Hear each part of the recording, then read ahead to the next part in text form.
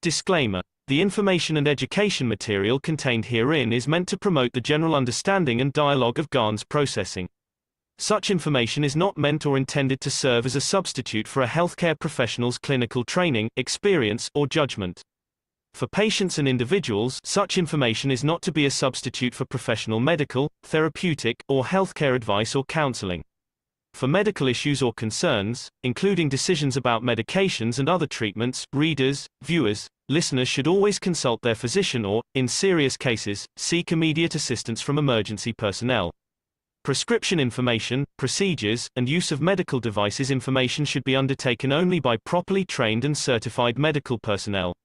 We specifically disclaim any warranties, express or implied, including implied warranties of merchantability or fitness for a particular purpose.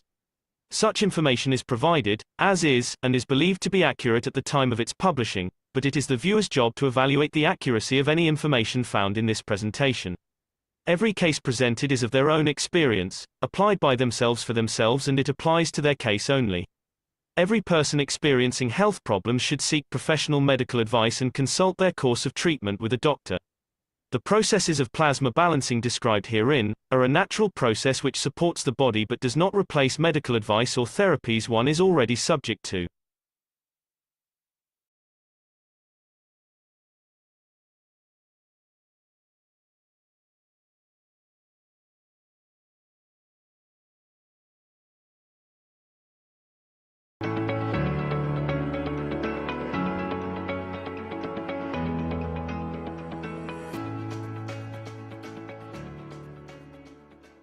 We need to understand the cosmos. We need to understand how the rays of the Creator transfers across the universe, what we call cosmic rays. These are God's rays. These are the rays from the source, from the Creator, that through division and interactions of what I call travel the span of the universe. Somewhere down the line, this will create another sun, these cosmic rays, and then with it, we'll see life and we see the love of Creator within that star and the solar system which they create. So when we speak about cosmic rays, we speak about the rays of the Creator. What their motion has led to creation of our solar system and others, and will lead to creation of others and other lives in the future.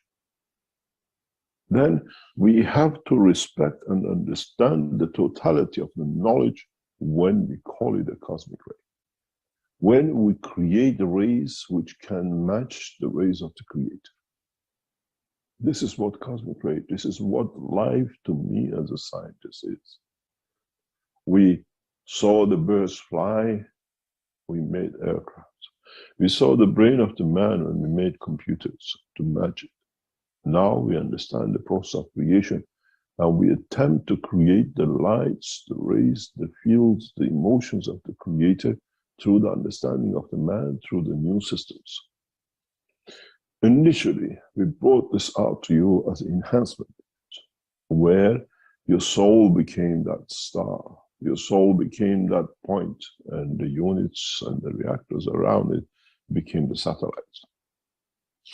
In the process of all this understanding, we tried and we endeavored to push the limitation of understanding to a further point.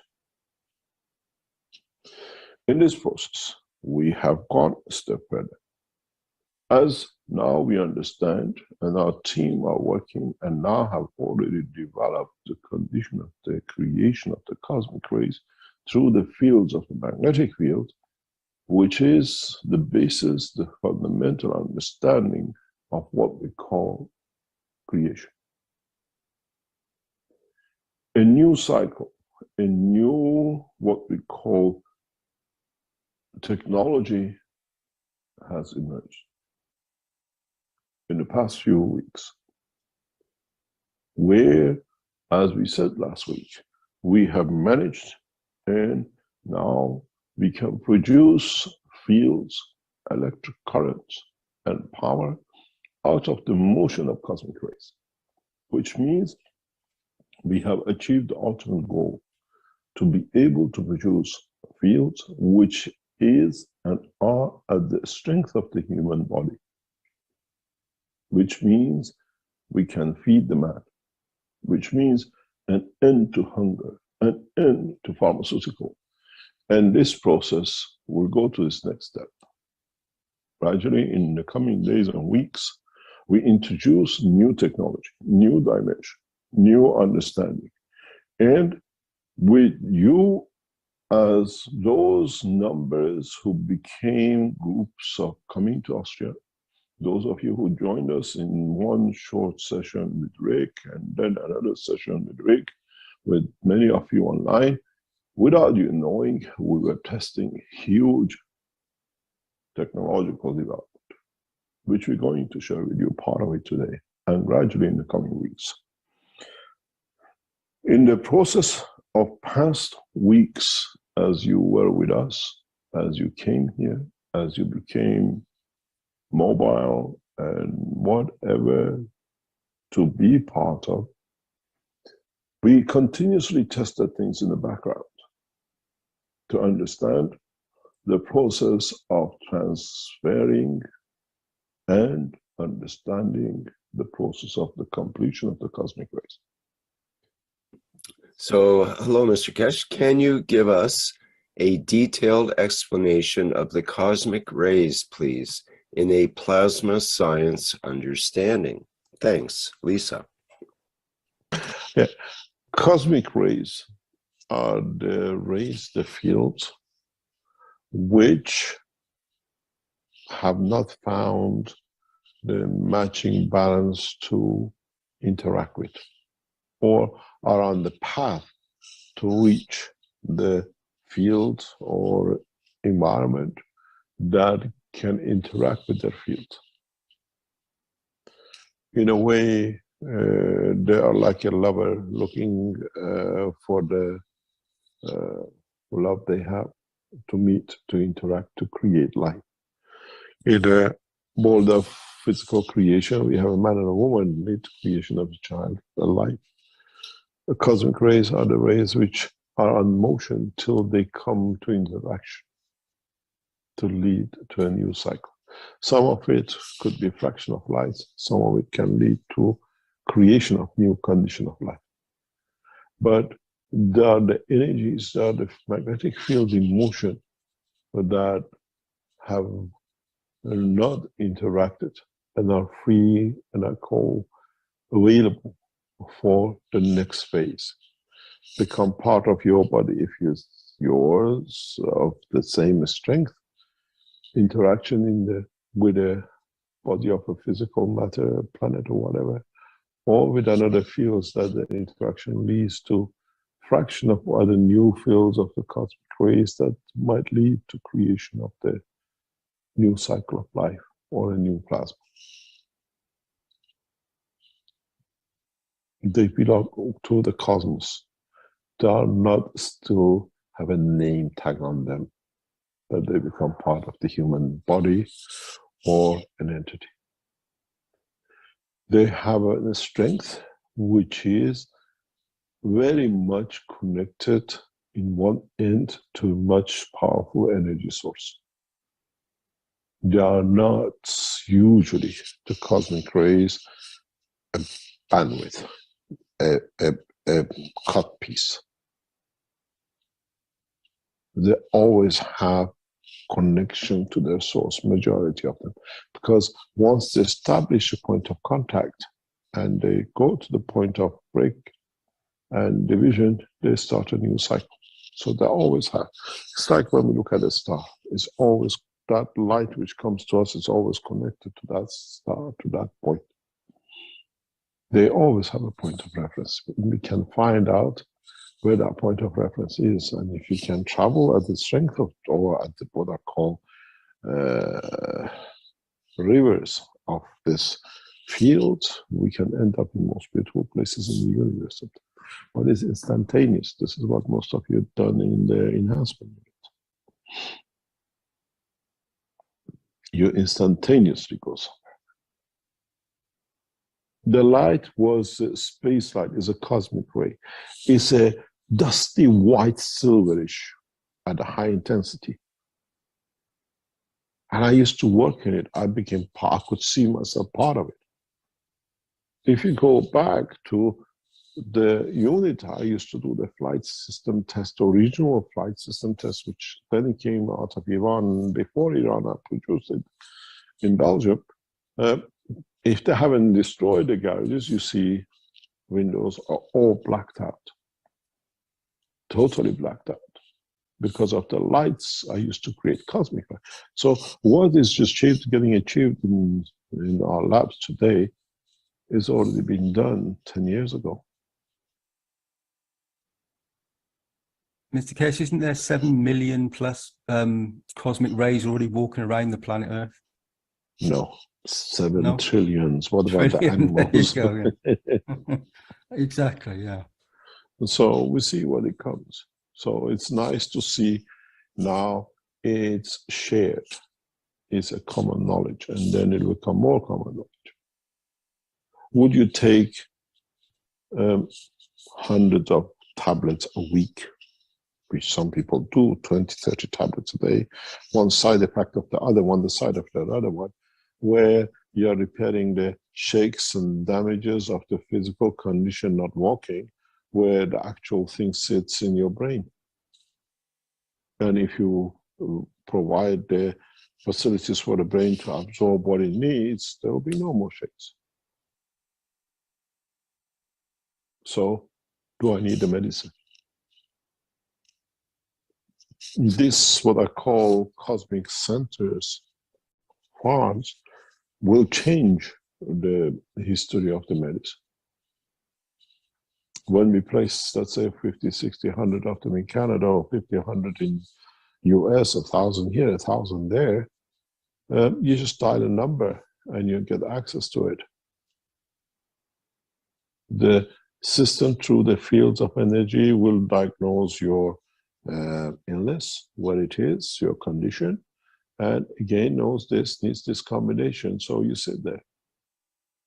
People who start these processes with us is exactly as you are in a flight system. We don't sing you a song down the line, you hear absolute silence. It's the fields of your soul interacting with the fields of our system, and they find a balance. Ours is powerful, so yours raises. So you say, I'm helped, I don't have the condition anymore. That's all we've done. So cosmic ray, Mr. Keshe, is a soul that interacts with the physicality? Cosmic ray is soul from the universe, if you put it that. Connection to the soul of the universe. We call it the cosmic ray.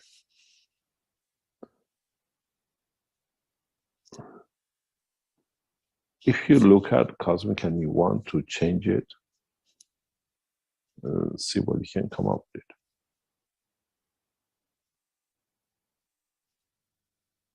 So you can't change a cosmic ray, or you can? Well, you can. You can interact with it. Cosmic ray is not one ray. It is an amalgamation and collection of many rays. I think I explained this in, I think it's one of the papers or in the book, I can't remember exactly where, I talk about translucent light. Translucent light is created by interaction of cosmic rays. It's what we see through the sky. We see other planets, but still it's not black that you don't see. It's translucent. Through it we see other stars, other planets. I think sometimes that's called the clear light as well, right? Yeah, it's some people, depends what you call it. Yeah.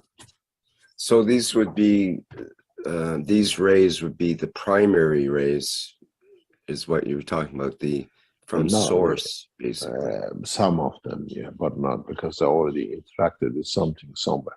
It cannot be that some of it, very remote part of it, yes, but don't forget part of the rays we have in our universe comes from the unicos, which is interaction with other universes. You know, the way our sun shines in interaction with the fields of our Earth and become a daylight. our universe fields interacts with other universes, that their interaction creates what are called universal light. We are not aware of this knowledge yet. It's impossible. We call it cosmic plus cosmos. But when you speak about universal lights, the universal lights, some of it comes from the Creator. Because those universal lights are where the universes live within. We only speak about the cosmos, what is within us, within our universe. When you go to universal lights, then you talk about some of the lights coming from the source. And some of these lights, if they get through our universe, become part of what we call universal or a cosmic light. When you look at the back of book 3,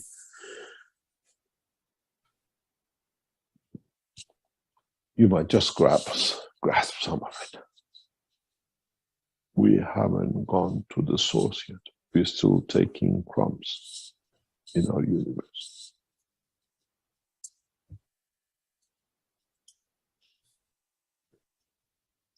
And this is part of the whole totality. We hope our team can show what we call the units in the next few days. What we call cosmic energy units. And this will change the history of man. This will bring something beyond imagination of mankind, because we will start a new path. We'll start a new way. And we will go through a condition of new understanding, because with these cosmic rays, cosmic lights from the units we have, we receive higher order fields, will be enlightened. Cosmic rays have always been there. Now we learn the knowledge. What do we become, would like to be? Do we still want to be man, to kill and do whatever we do and get in the back of a donkey and get on the rocket 100 meters tall to burn? Or we use the cosmic rays and we travel the same span of the universe?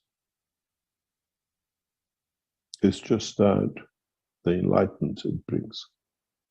And that enlightenment comes by availability of understanding of what we could not understand and was not available.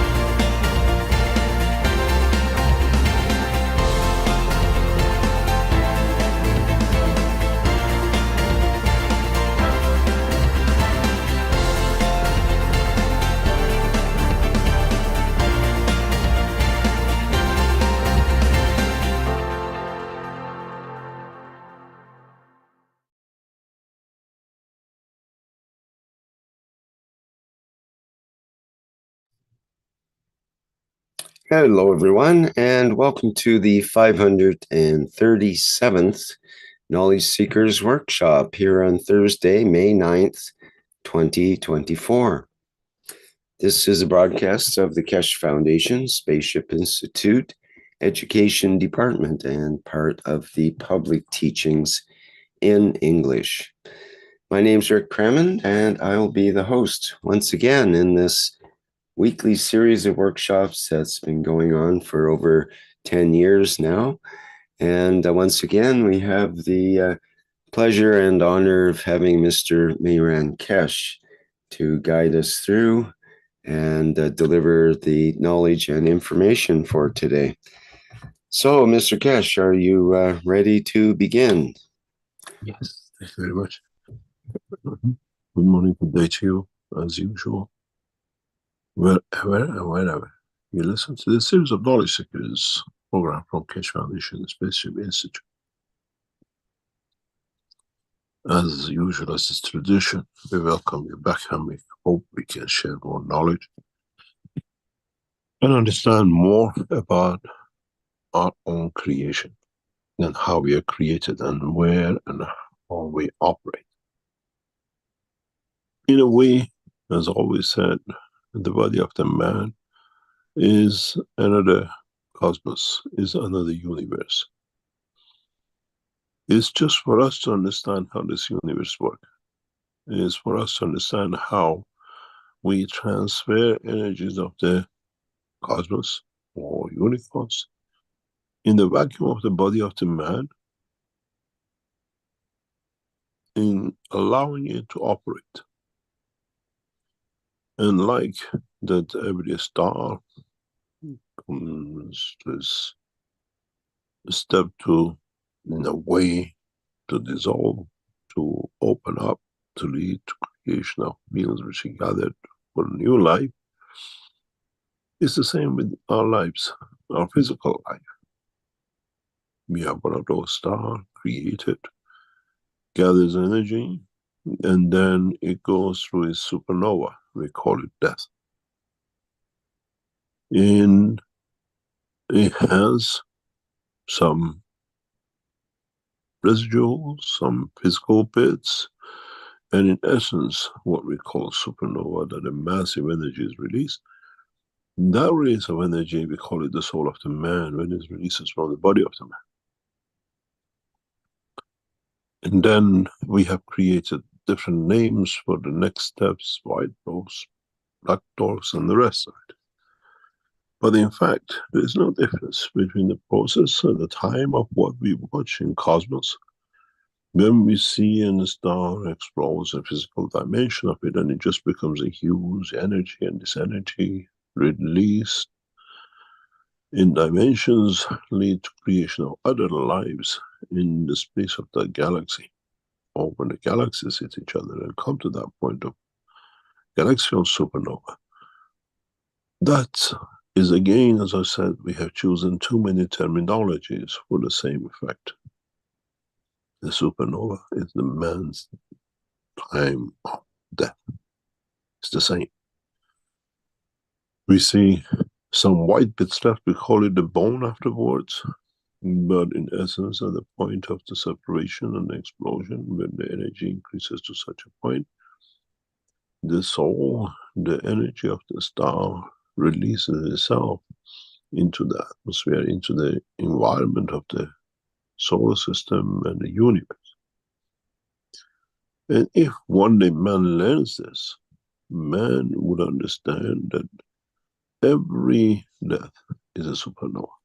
Doesn't matter if it's an ant, a man, a dog, destruction of a stone, or cutting of a tree. We release energies which holds that entity together, operates to look like a stone, to look like a man, to look like a dog, to look like a tree. And at a point when physicality reaches the point of maturity of the central energy to the supernova, which is death of the man, we see the separation, and one leaves behind what it was caged, or was the process for it to evolve. One of the biggest mysteries for the world of science of today is, can we capture these? How we capture these? And when a cosmic ray is on the path to another point of position which is attracted to, can we capture it? Those we capture, we deny. Those which become part of us, we have deliberately ignored. As I said many times before, when the first time astronauts saw flashing lights in their eyes, those cosmic rays, which in balance with the salt salinity of the liquid of the eye of the man, converted to photons, to energies. We captured a ray of the creator, most probably in one of them. And would that brought enlightenment to the one who captured it, accidentally or deliberately? Man has tried again as through his ignorance, because it gives it a position of being more intelligent, has called these neutrinos. But again, through the same ignorance, they have gone to the depth of the mines and to the depth of the earth, and in different laboratories created facilities that try to capture neutrinos. Because they never understood that water tank, that facility they created, is in the body of the man, the brain of the man, every cell of the body of the man, your liver, your kidney, is one of those tanks. Because we never understood that we absorb 80% of our life energy through the cosmic rays, through the environmental energy. And this has become the biggest, what I call, see, in the world of science. We talk and then the astronauts see the photons, and we deny it, and we go and set facilities in the deepest part of the earth that'll be a pure light. When this photon goes through the earth, we can capture it and we say we've seen it. If these scientists give Keshe Foundation facilities, within minutes I show them so many photons in the depth of the earth in these tanks that they'll be puzzled, but they made a mistake. They have not made a mistake. What they don't understand is the truth about conversion of matters, energies, fields, cosmic rays, magnetic field rays, and their separation. And this is where the world of science will suffer till come to understand. Coincidentally, accidentally, or what, purposely, by the wish of whatever, as we speak today, as we heard in the intro, about the creation of the cosmic rays, the way it's done in the universe, creation of energies, today is getting tested in the labs of the Keshe Foundation. And our scientists are observing how the game is played in the world of creation. How when you create fields in the matter state is different when you create fields in the environment of the body of the man. And when we understand this, then we come to a point where we can dictate life. Keshe Foundation this week, through the wellness centers, has released a condition that for them to test for all conditions which has been unsolvable for wellness of the man. And because now our team is ready to move to that stage. Our team is ready to create life. Our team is ready to create life the way it's done in the universe. You, as we said,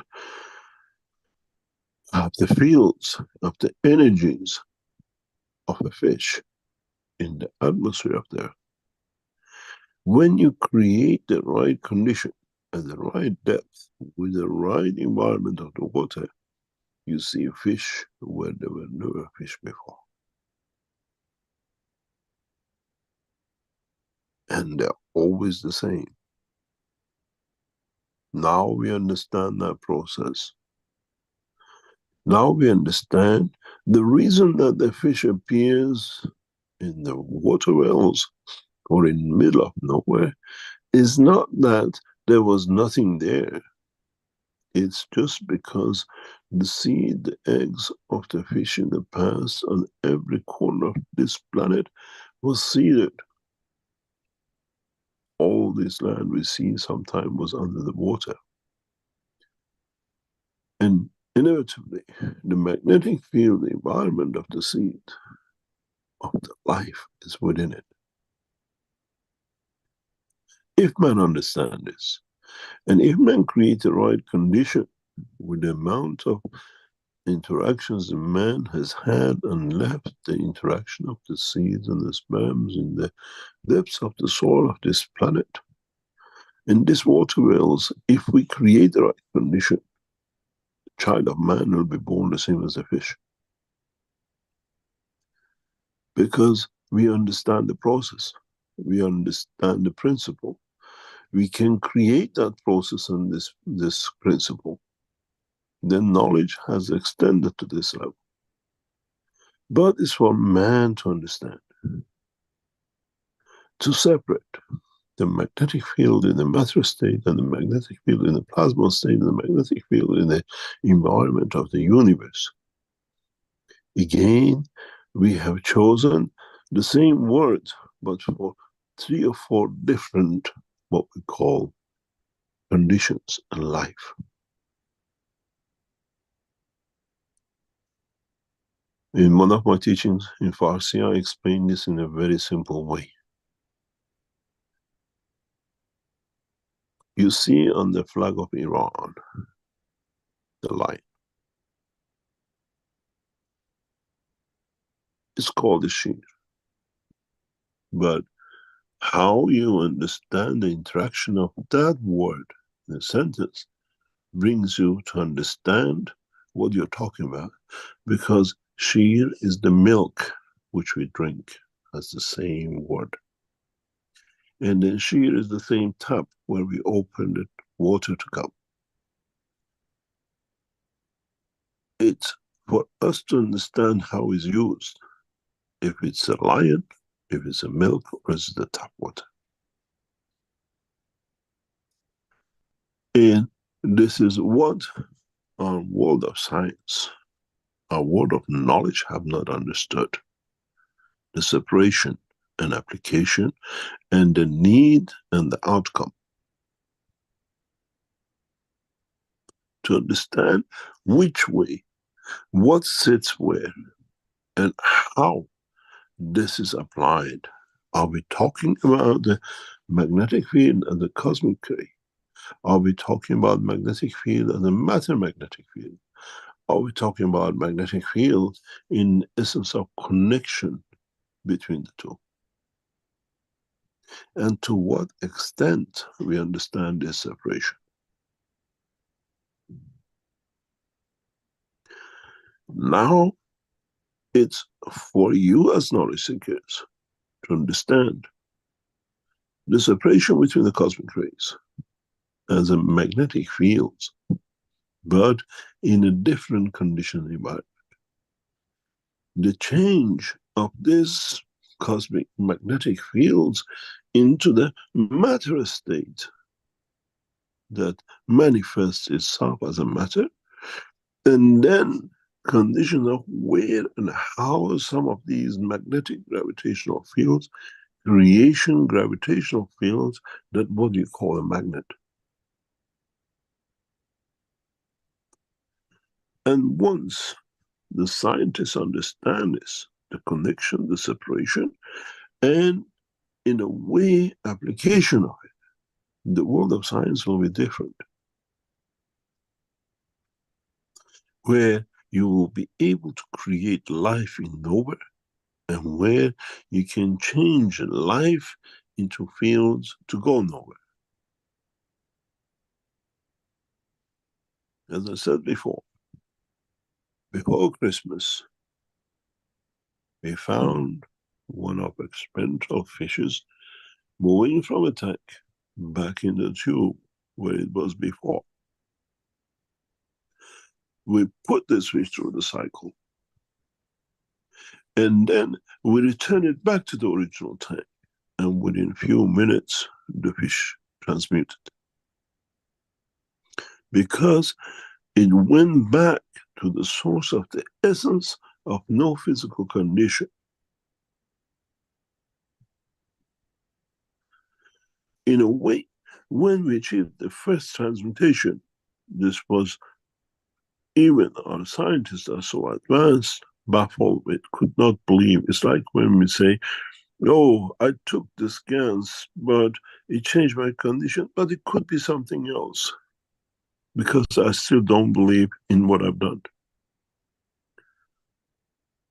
And then when we use the second time, we'll see the same result. Maybe it could be gas this time.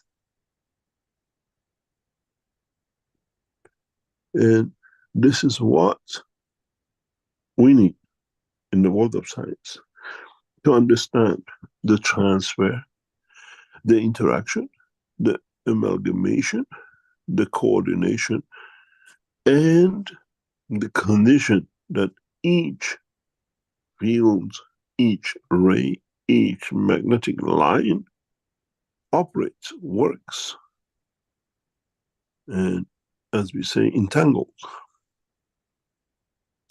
You cannot be a cosmic ray.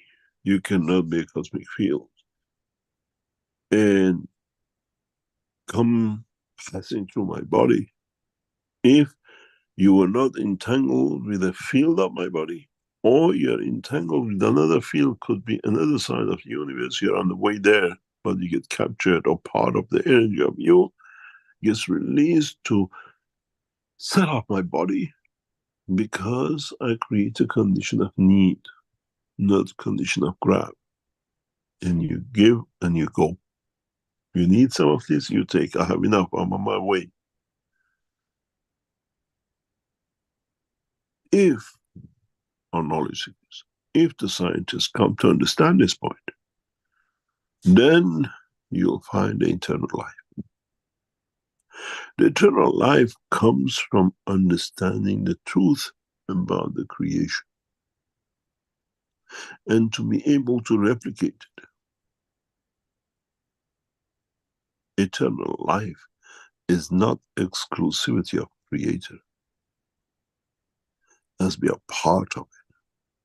But we have to understand when and how we manifest ourselves, or we are in transition from one to another. And this is the most important part of the teaching, in part because it brings the man back to understand about his creator, his creation, and its manifestation. Book number 1, book number 2, book number 3. And again through book number 2, back to book number 1. Matter state through energy transfer to manifestation of the field, and manifestation of the field back to transmutation to become the matter. This is what we call transmutation. Again, in the future, I teach you about transmutation of the plasma and the transmutation of matter. There's a big difference between transmutation of the plasma than the transmutation of matter. But you can merge the two together, and you can work together to create both. Transmutation of the plasma is transferring you and your body from A to B. Transfer of the matter is the coin in your pocket when we transmuted you, the clothes on your back when we transmuted you. So the knowledge needs to be combined together. The matter state transfer, the matter state transmutation, the matter state transfer and transmutation. In the teaching in the past, I said when we take you from London to New York, you turn up there for the wedding, but no, with no wedding clothes, because we couldn't transmute it. You transfer from one cold place to a hot place, you cannot appear in a fur coats and the boots, because the soul of the emotion will create the clothes, the color you like, and everything else to befit you at the point of manifestation.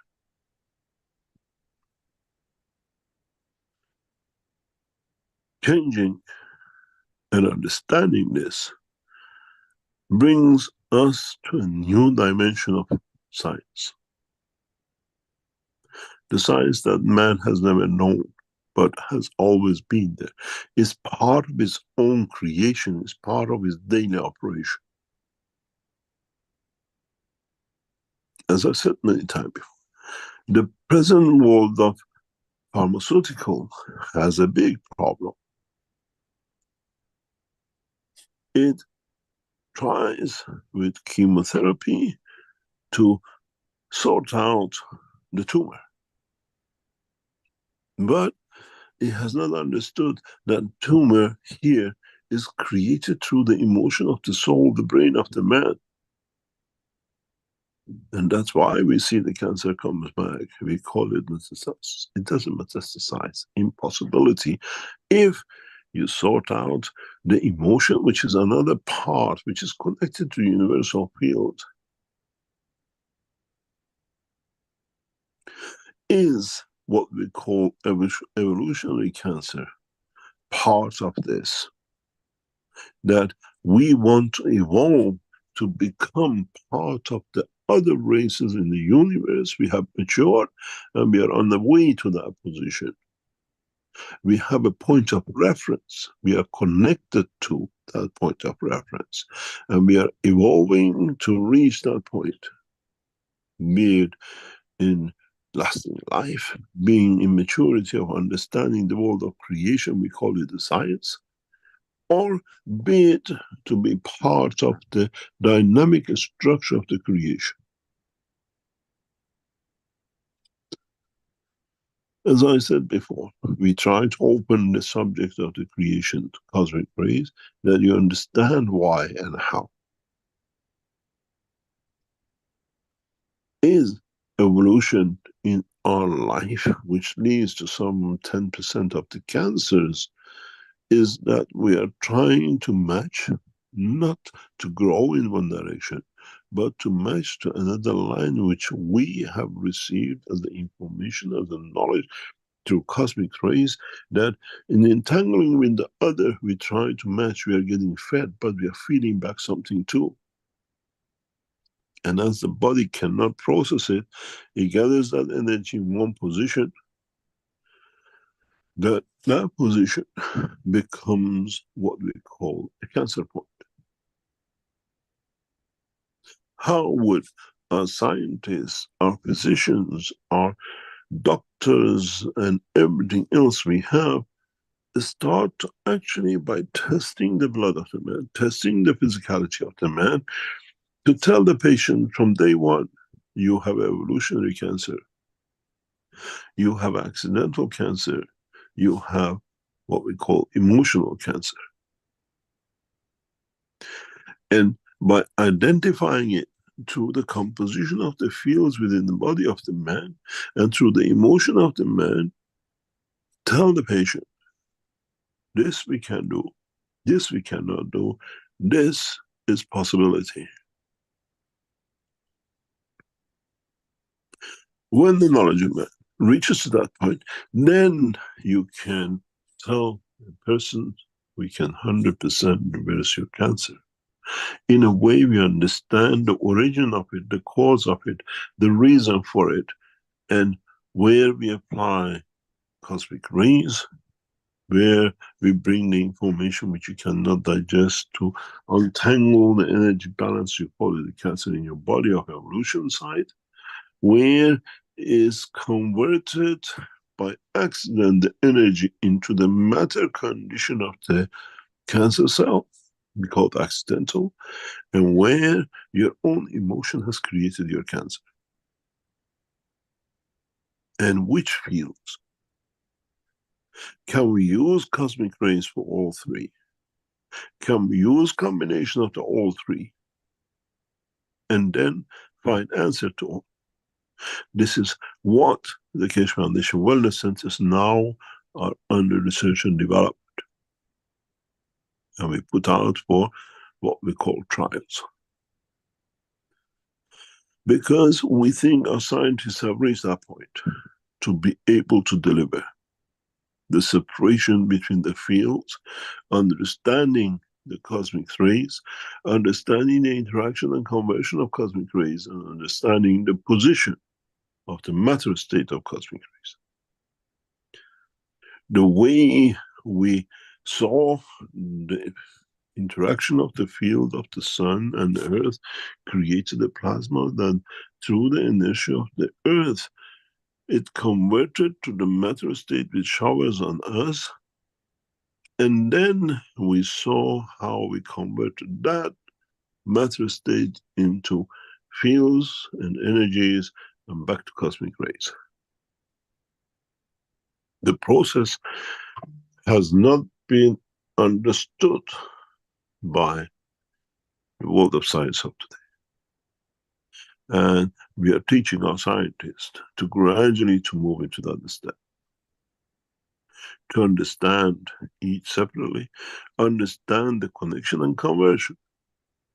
I presume in next near future, Keshe Foundation, through its trials, which is announced this week, will see an end to the cycle of creation of these energy centers, conversion of the energy to matter, and then conversion of matter back to energy, but by understanding the totality. The womb of the mother takes calcium from the hip of the mother to have it ready for the child to be born, to become part of the bone structure of it, from crossing the skin of the child and creating the bone of the child. That goes conversion of the what we call plasma state of the calcium to its cosmic rays, which enters the womb of the mother. Conversion of cosmic rays in the skin of the child converts through the field forces of the right strength to the bone of the child. Mother doesn't get pregnant, but the cosmic energy of the calcium from the hip of the mother is available within the womb of the mother. But it doesn't waste what is converted. It transfers this energy to where it's always set to be the seed of the nourishing that child if he would have been born. It transfers this calcium cosmic ray into the breast of the mother. If the mother goes through an emotion, this calcium will convert into milk. It will be added as a gans of the milk to the child. If the mother does not bear the child, this calcium field will stay within the breast of the mother but never converts. Accidentally, mother gets hit by the breast, changes the field, and accidentally she's diagnosed to have a breast cancer. Because the hit, that compact of the field changes in the breast, has created a condition of the transfer of the cosmic rays of the fields of the what we call calcium into matter state, become the seed of the calcium, but has nowhere to go because there's no child, there's no way to leak this solid state out. But don't forget, this is a solid state in the matter condition. Then it becomes the seed of the cancer. Then we see the growth and the change of energy, cosmic rays, matter state to solid state by change of conversion, and then creation of cancer. If our scientists understand this, if our scientists go to the next step of the knowledge, they should be able to transfer this calcification within the breast of the mother back to the energy that within seconds there should be no seed of calcium, there should be no seed of cancer. And in a very near time, in collaboration with the Keshe Foundation, we will show you the system. I hope in a matter of handful of months, this technology will be available to every woman on this planet. where now you go for mammography to take a picture of your breast. In the coming time, when you go for such a thing, when the doctors see the calcium seed, they see the point, what you call the breast cancer. By use of this new technology, which the Keshe Foundation will be involved in production and manufacturing very soon, you will watch physically the seed to dissolve. We have reached that point of knowledge. And in collaboration with the organizations who have the systems, we will be marketing this very soon. In a way, we change the environment. We create the same condition as the emotion of giving birth to the child send the message to the womb of the mother, which created the condition to what you call hormones, to convert the calcium in the hip of the mother to energy. Energy of cosmic rays. But this cosmos is in the hip of the mother. And in that hip of the mother, there is the womb of the mother. Now we understand this technology fully. And now it's time to release the technology in a correct way that others understand. In the very near future, we will show the system where what we call the three-dimensional mammography will allow and bring this new opportunity forward. And this will be the same with others. In this process, we can eradicate death by cancer. It does not matter if it's a breast, if it's lung, if it's liver. The emergence of the new technology brings new conditions for life. But would it add to the soul of the man? Would it bring the point when that supernova takes place, the energy release is so mature that it leads to creation of new, more intelligent, more correct, more just souls across the universe? And then we understand the purpose of the teaching, the purpose of what we do, and the purpose of the knowledge shared.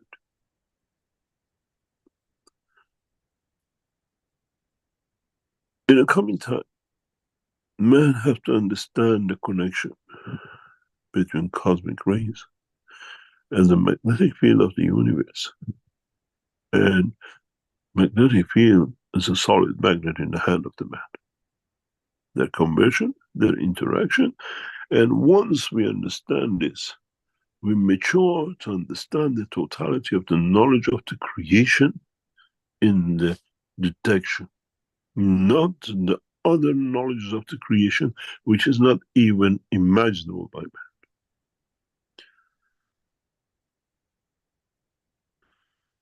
Once we understand this knowledge, our eyes will open to new science, the science of creation of the universe, which is beyond the understanding of the present man. We are still battling it for the fake name of religion. How can we bring it peace in the universe in the name of the man? This is where man has to understand. His life is just a speck of dust in the operation of the universe. It's just that grain of sand in the desert.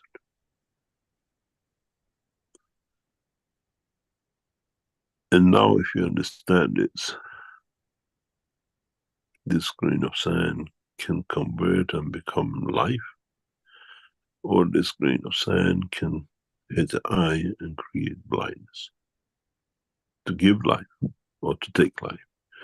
And into what extent convert this?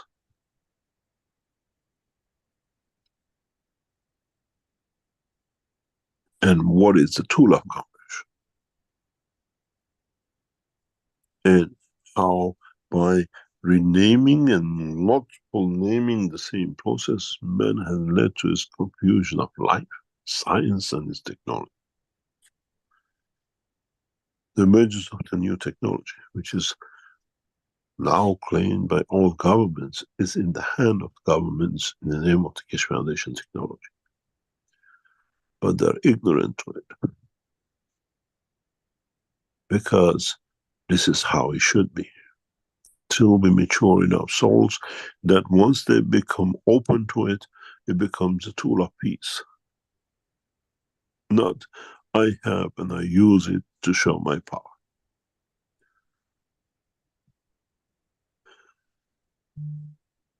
In understanding this, you come to understand more about the totality of the creation,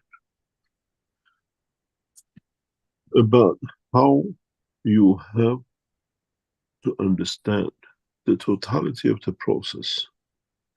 Does not matter in what level, does not matter in what condition, does not matter in what position, in which field, in which what we call power of understanding. As I said always, every man takes from this technology according to his intelligence. And this intelligence does not carry it by the PhD, the professor, the engineer, the road sweeper, the president, but by the enlightenment of the soul of the man. And enlightenment is openness to the knowledge of creation and nothing else. Doesn't come to become a priest, to become a teacher, to become man as a peasant in the farms and the villages. Most probably a solitude farmer who lives in the remote farm, a shepherd whose job is just to walk with the sheep for days on end. As he has nothing else to do, he goes more within himself and he finds more the truth about the creation. How the light works, and how his animals behave, and how the behavior of animal depends on what grass they eat. And then you see the shepherd is more enlightened than the ancients of this time. Because he understands the process of creation. He has time, he made time. This is why some of our prophets were shepherds. Comes from enlightenment. Having time to analyze the truth about the creation. And not with all the fallacies which they've been fed to. They read no books, but they read the books of the truth about the creation through the fields of its interaction.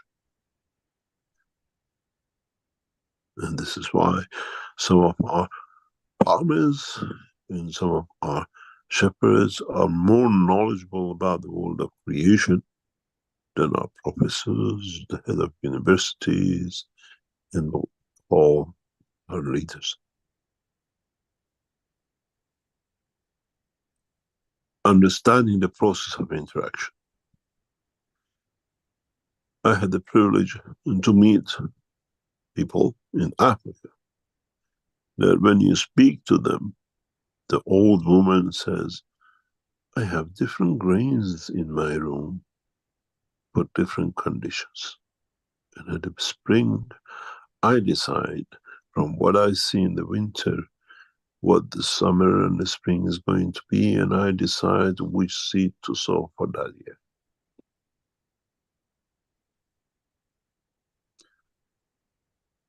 She never went to university.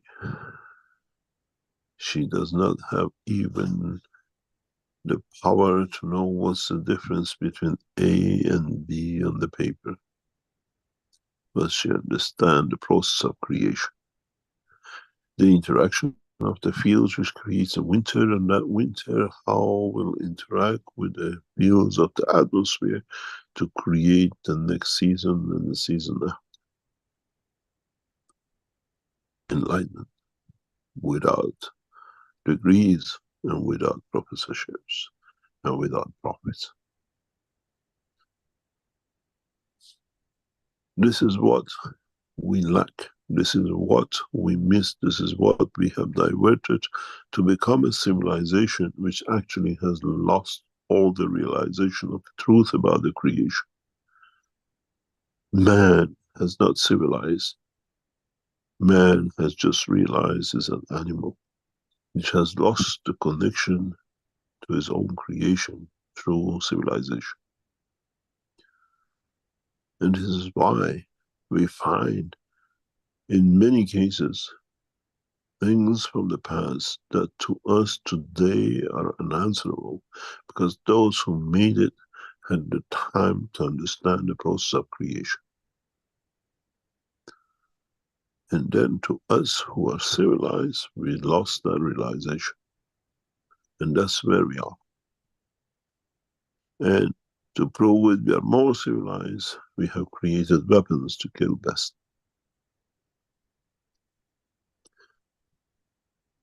Now you understand how simple any of you can be more enlightened than anyone else by anybody else and any other soul, if you understand the process of your own creation and nothing else.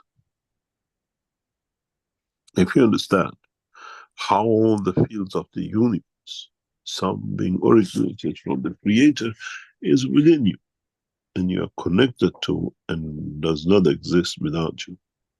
Because without your soul connecting it to the others, it loses the connection. That beauty of the essence of the conversion of the matter information to be added to the what we call universal knowledge.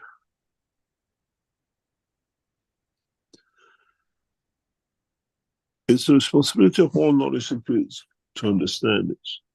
We showed you the Ganses, we showed you the nano-material, we showed you the interaction of the fields.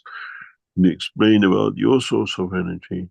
And now is for you to interact and understand the process of interaction with your own Creator.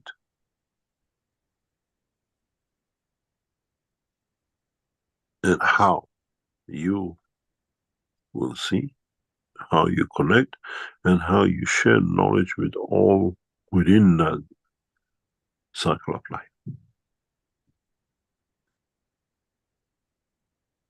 And if you're mature enough to understand how it works, it's very much like you look into the sky, you see nothing, and you suddenly see a star. And that star is connected to you, and you make a connection with it. And that star could be the soul of your lover, that the star could be the soul of your child, that star could be the soul of the Creator. It depends what you understand from its interaction. Try to understand the separation between the fields. Try to understand the connection between the fields. Try to understand the conversion between the fields of cosmic rays and matter state rays. And if you manage to unravel this, you have unraveled the process of creation, and you reach the everlasting life. Because that knowledge, that structure, that field absorption sits within the skin of every man. It's just the man does not realize how to operate it, how to use it, and how to move out of it when, in a way, the time comes. We see in the snakes shedding their skin and merging with a new, more vibrant, and what we call new structure for their life. The knowledge we have given you should make you that snake change of skin, where the change of the skin is physical, but the change in the understanding of the knowledge of the creation through the soul of the man will become that transition, that change. Contain but strengthen to understand more about, absorb higher strength and lower strength to increase the intelligence of the man. And then you understand life can be turned. The way you go one shell to another, you can go one soul to another and add to that soul, and by it strengthen the position and create the next cycle of life with more intelligence and understanding. Maybe your soul has been a shepherd once, but you never managed to transfer the knowledge, and that's where it ends.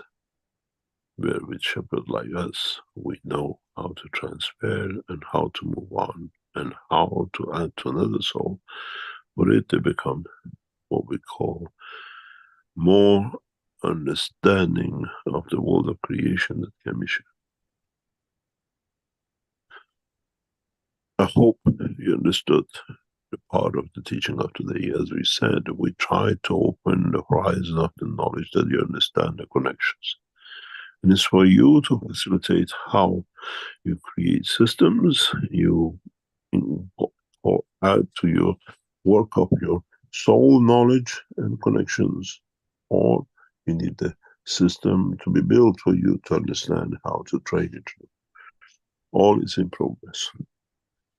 All is in hand, and it's all for you as knowledge seekers to make that progress. We go for a break and we come back, and then we carry on as usual. Okay, very good. Thank you, Mr. Keshe.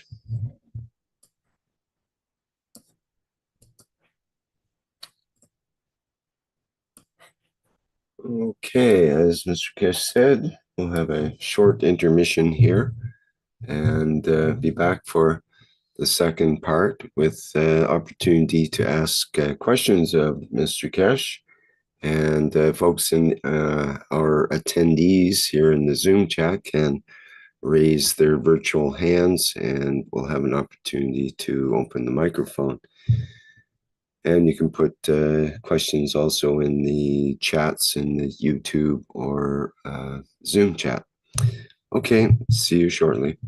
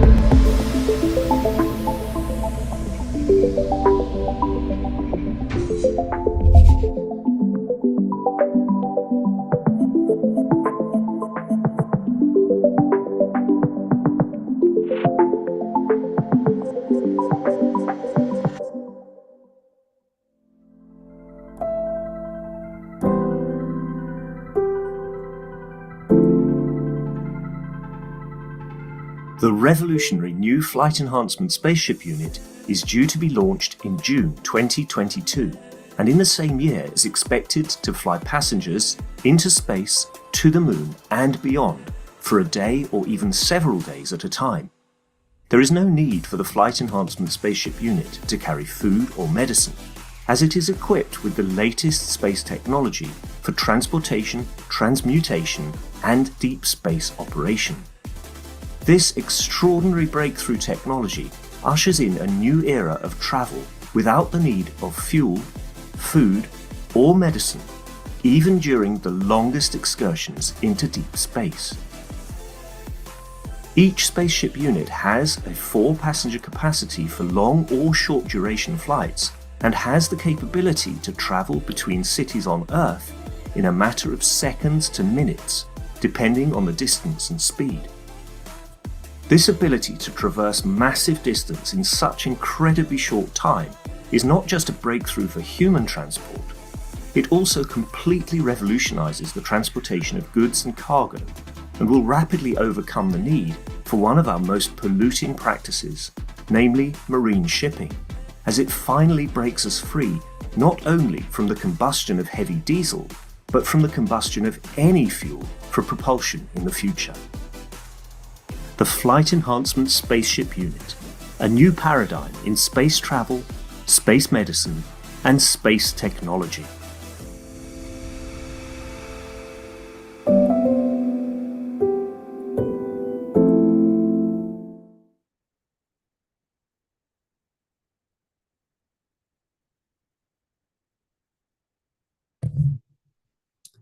Okay, back again at the 537th Knowledge Seekers Workshop here on Thursday, May 9th, 2024. And because it's the second half, as I mentioned, we're able to ask questions of Mr. Keshe.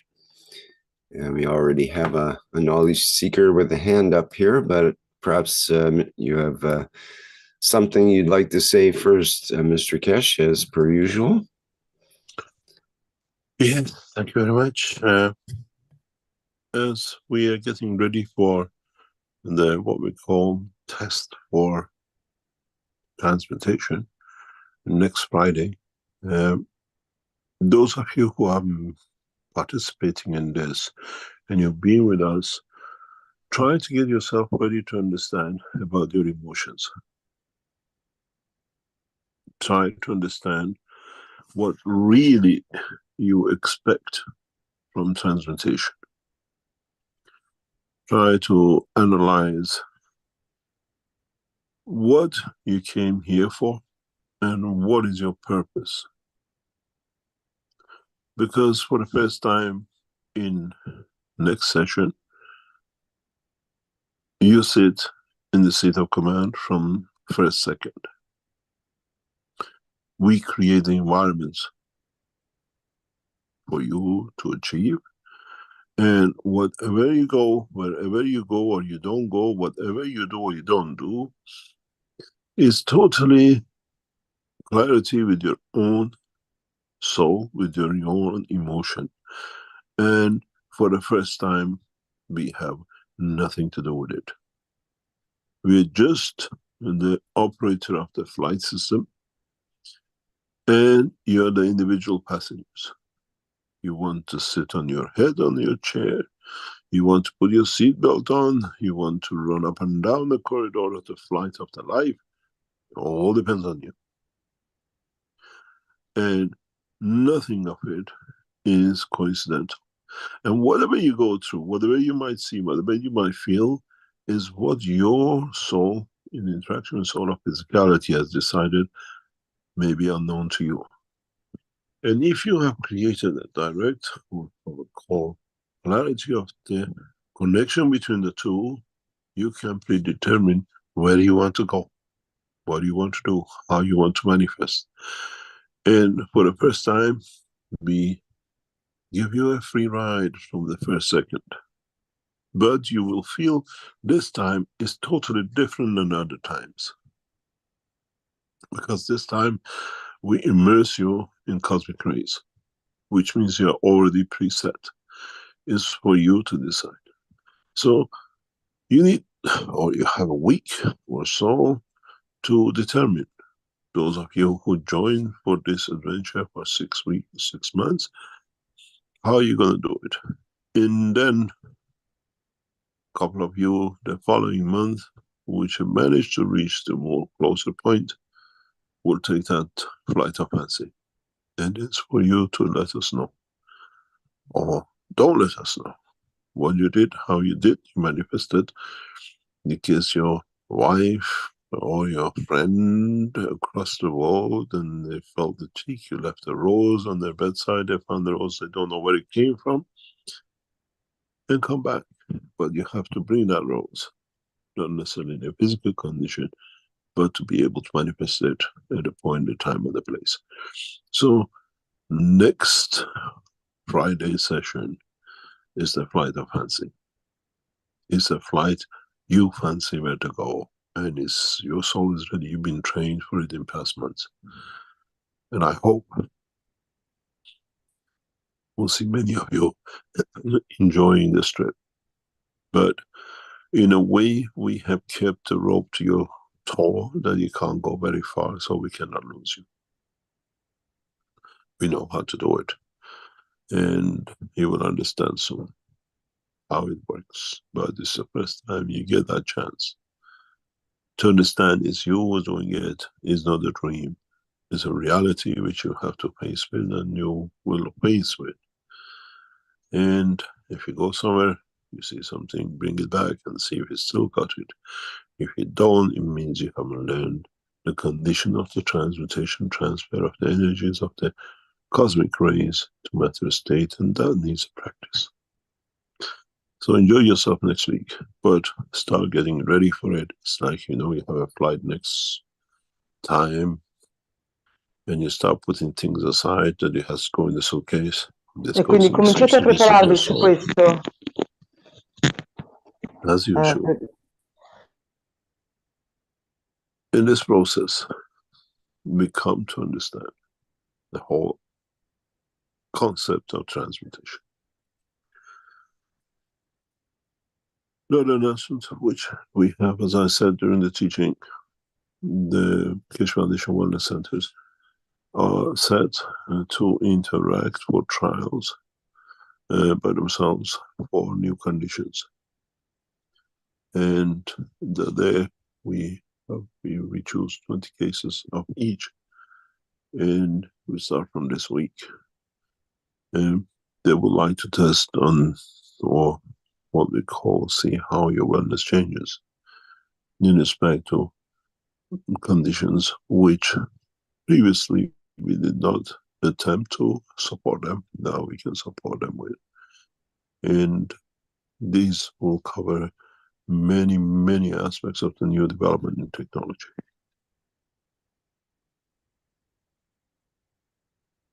Is there any questions? Okay, as I mentioned, we have a hand up here with Mehran actually, so go ahead, Mehran. Hello, yes, thank you. We can't hear you, Mehran. Good morning, merci. We cannot hear you clearly. I'm very glad to be here. Hello, Keshe. Is it better? You are Hello? very broken up. I'm sorry.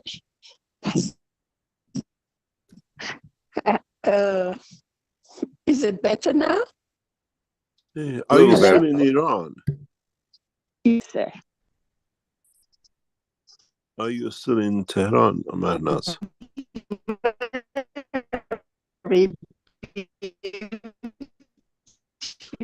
You better change your VPN.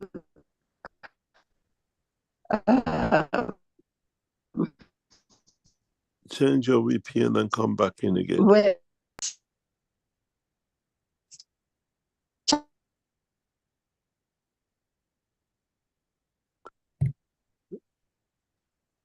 Rick, can we go to another Yeah. question? okay, Till Mahnaz yes. comes? Yeah. Okay, thank you. You're right. Thank you. Thank you. Thank you. Okay, okay. I do that. Thank you very much.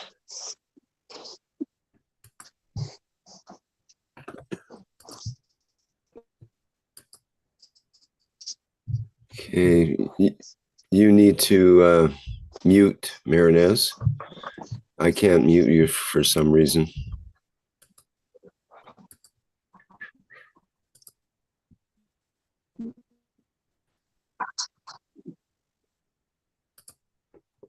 Yes, just- she's gone. Okay, she'll be back perhaps. Yeah, she's gone to attendees. Okay. Okay. Well, we had a question in the Keshe Plasma Reactor group from Gail, and we were trying to formulate a question for the Knowledge Seekers Workshop, and Gail had a question, and she says, I want to know how to work with the light rays. Do we use light entanglement to transmute and transport and for communications? Entanglement is the beauty or attributes of magnetic field. Does not matter if it's a light, if it's a cosmic ray, or it's a matter state magnetic field. And light is created when fields interact and you see the light. So they're already entangled at a given strength, which you cannot change, because that's a visible sign of it, because you can see it as a light. But in essence, all magnetic fields, does not matter in a plasma or matter or transition point, all have the capability and work through the operation of entanglement. They're entangled with somebody, that's why they're in motion. And in that motion from A to B, they release some of the energies of different order, which we call the magnetic field in motion gives energy. Because they have to cut through. It's just like when you see a meteorite. As they come in, they have to cut through the matter state and motion of the magnetic fields of the earth, and that creates resistance and light. There is a very big principle for knowledge seekers to understand. When we see lights as the daylight, we see plasmatic field interaction. When we see light like a meteorite when they enter the earth, is a combination of both magnetic field interaction and matter state magnetic field interaction. That is why they create a light and then they create condition of matter. And it's a combination of the two. The material not only cuts through the matter state of the atmosphere, it cuts through the magnetic fields of the environment which created a magnetic field. And once and if the world of science understand this separation, we will be able even to tell what material this fields are created out through its plasma condition because they can change into matter state, different condition and different matter. And it's very interesting how our scientists in the future create this distinction, the variation. Cosmic lights, which tells us which part of the universe the origin of these materials are, and then the burning of the matter, which tells us what matter or what condition as in are in. Or was this meteorite part of an energy on the upper or on the boundary of the solar system, interacted some cosmic rays, and what those rays were and what their conditions are. But this needs what we call development of the knowledge and science of the matter. But in fact, the fields are entangled, and that's why they're in motion. Otherwise, there is no motion if there is no entanglement. And the light is part of the spectrum of that structure of the motion of two fields going to two different directions, two different points in the universe, and they meet, they rub shoulder, and they create residual field, which we call the light. It comes from entanglement of the two. And sometimes, if there are fields, they could be targeting each other, but in a way, the point of resonance interaction is somewhere else. Any other? Okay, thank you for that. In our Q&A here, we have a question from Jefferson who says, "Good morning, Mr. Keshe." Actually, it's not a question. It says, "My name is Jefferson Modesto. I'm from Brazil. Thank you very much for your presence among us. Today, I don't, excuse me, today I don't bring questions. Simply, I want to thank you and the entire universal community for the knowledge we are receiving and for the happiness of being able to be together with you on this wonderful path to the elevation of our souls. I wish the Creator is always protecting and blessing you, Mr. Keshe. I also wish Mitra's daughter all the best, and I hope we can meet her as soon as possible. Thank you very much, Mr. Keshe." Very much. Any questions? Next, we have a question from Lisnu in the Q&A. What is the purpose of the pancreas in the body of the man? What psychosomatic conditions can lead to damage it? Pancreas has a very direct and influential game to play in the conversion of the matter's energy to energy that the lymph of the body of the man can absorb. And in a way, the enzymes or whatever is produced by this creates a bandwidth what the liver and the brain tell the body needs to absorb. In a way, when pancreas releases a material into the digestion system, it tells them, okay, we have too much, let's say, calcium. We don't need calcium at this level to be absorbed at a certain point in the intestine, but we need the calcium of a different order to be produced in another part of the intestine. All the calciums we absorb energy-wise in digestion system are not of the same strength. And as the length of the stomach shows, they are absorbed in different positions because there are different strengths for different things. Calcium at the highest strength at the beginning of the stomach absorbed is used mainly for bone structure. The calciums are absorbed in lower or further down the what we call intestine tubes are for different things. for blood cells. They have that energy they needed for another point. In different section of the stomach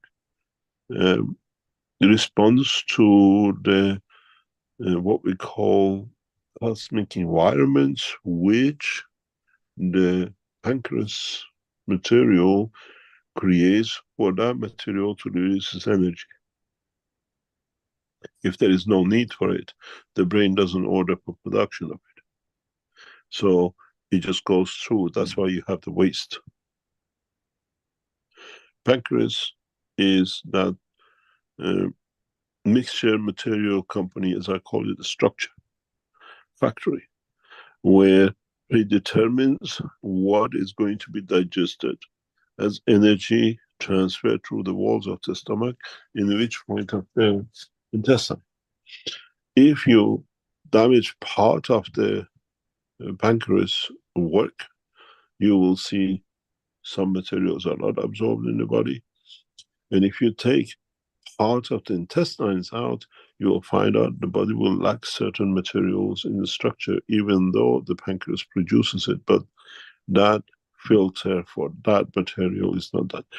There's a very interesting test you can do. So it was done by some doctors for a specific way, where there is a condition, there's a line of B12 damage or operation. The doctors who are with us know exactly what I'm talking about. That to find out the damage to this environment, that B12 absorption is complete or rejection of B12 coming back, what is not needed as B12 on a weaker strength. If you give certain material to patients with this condition, the body is supposed to be, what do you call it, as an excrement to come out from the inner side, comes out through the mouth. It reverses the position.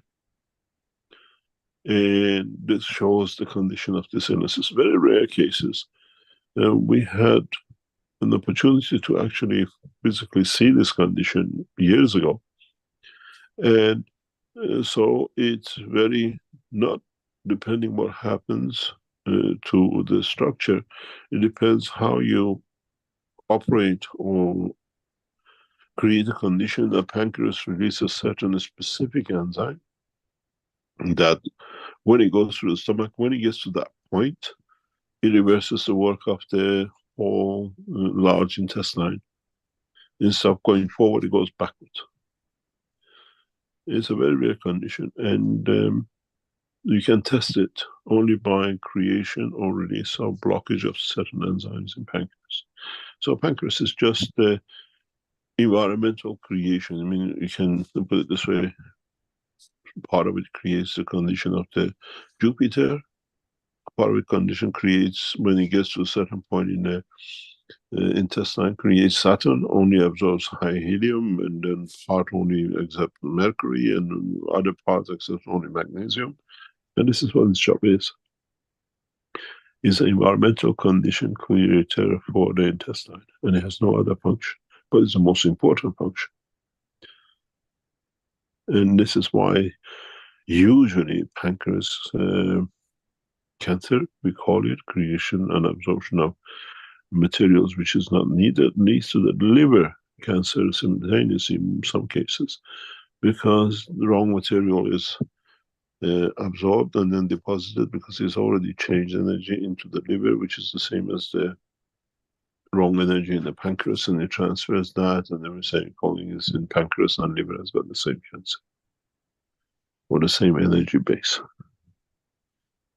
We understand this fully for years, then it's very easy to manipulate it and to operate with it or to live within it. As most of you know, I was poisoned to be killed by a combination of operation of two people, one dead and one alive still. Then this damaged my pancreas and consequently the liver.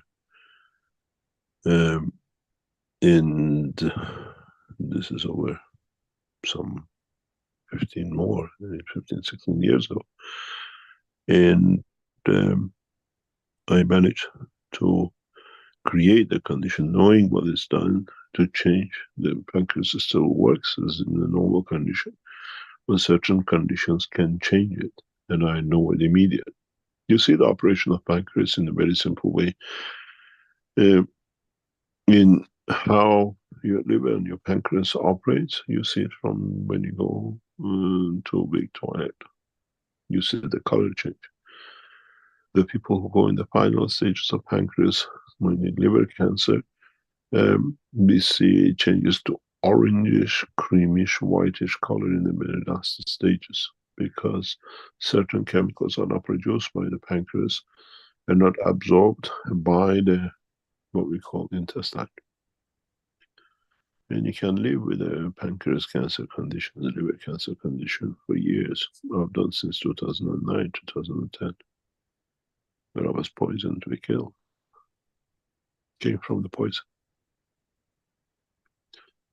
And the minute I see a change, I know I have touched something which has created that condition. And I look to see what it is and how it is and what creates that condition. And you avoid that food, because then if it extends, it can create other problems. So your pancreas, what comes out as from it, I call them enzymes because that's the way they operate, no matter what of science said to them,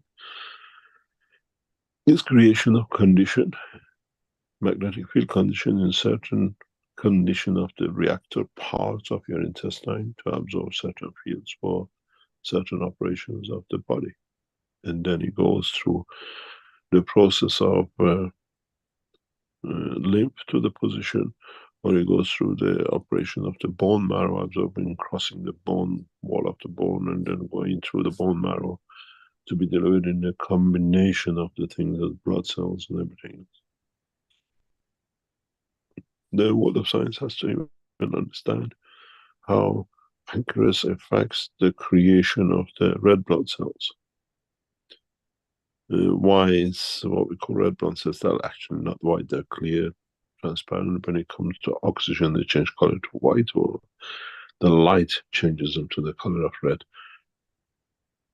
It's that the blood is a common denominator mixture that every cell of the body can exchange energy with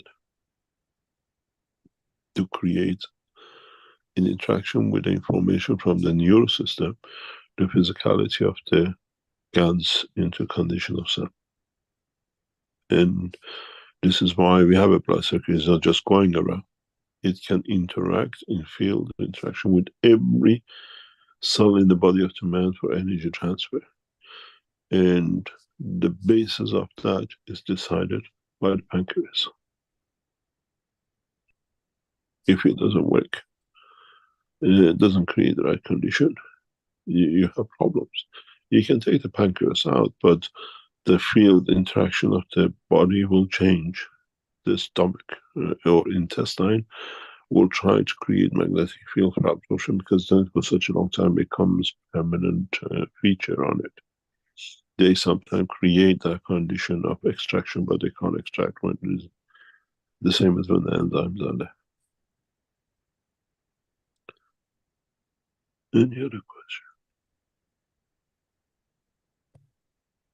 Okay, we've got two hands up here with Nikolai and Dean. Nikolai, if you could go first, please. Okay. Hey, everybody. This is Sasha. I'm here with Nikolai. First of all, big thanks to Mr. Keshe and all the knowledge seekers for putting all the time in, because teaching and learning the knowledge certainly takes up time. I had a specific question for Mr. Keshe. I've known about your teachings for a while, and I've been learning a little from my friend Nikolai, but recently I've become more serious about it, and I've understood it's important for me to learn directly from your teachings. But I feel overwhelmed because you've been teaching for 10 years, and there's so much for me to learn. So I was hoping to ask you to tune in specifically to my soul and tell me, where should I start learning with your teachings that would be exactly what I need to learn for my particular mission? Should I start at the beginning? Is there, should I read the books? I mean, there's so much there. does not matter where you start. You can listen to today's teaching and be enlightened for the whole past 10 years if you understood it. Or you can read from the first book and start building a base to be enlightened.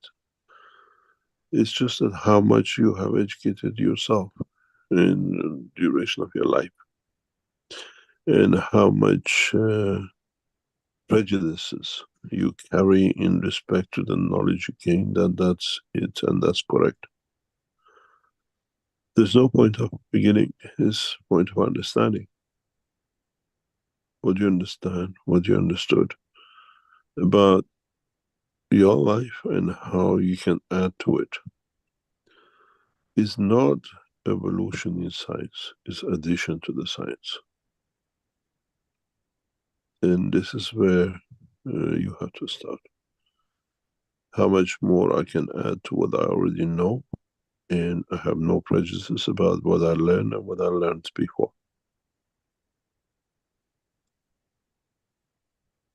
And this is the best advice I can give you. You can go, depends where you want to be, how, in what light. As we are not, as I keep on mentioning it, we are not a religious organization. We are totally scientific. And in understanding the science, you touch the, what we call ethics of the use of science, become theology. Theology of the plasma, theology of your own conduct, and nothing else's and nobody else's. And once you understand this, it gets ingrained in your main structure, energy source. You call it the soul, we call it whatever. And then you can carry that across the universe. It does not matter where you are. It's an asset added to. So if you want to go back and learn how to make ganses or understand the ganses are there, for man to understand and believe in the energies of the creation matter state, and then you are 5 or 6 years ahead. We already started. But if you have to go and test and feel it to believe in it, then it's different.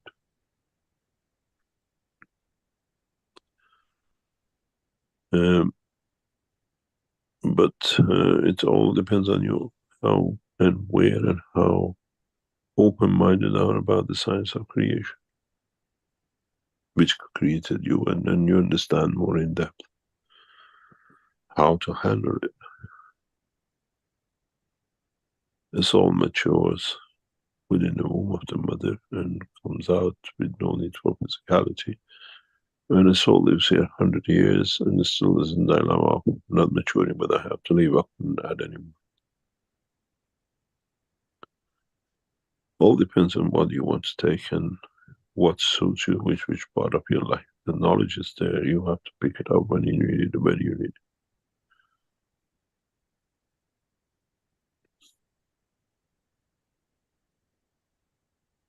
So there is no beginning or end. You can read from the beginning to understand, or you can understand all this teaching has been about where we are now, which is the fields and interaction of the field of the universe, but you have the capability to attract it, you have the capability to produce it, you have the capability to control it.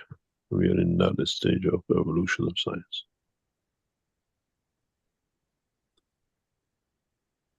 It's not the intelligence, it's maturity. Does not need intelligence.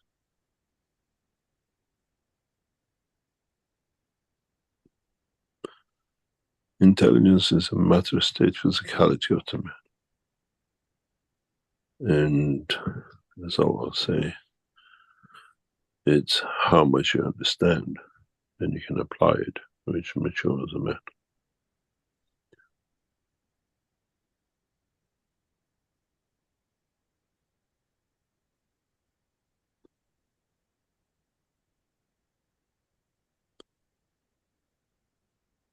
You're Thanks, Mr. Keshe. welcome.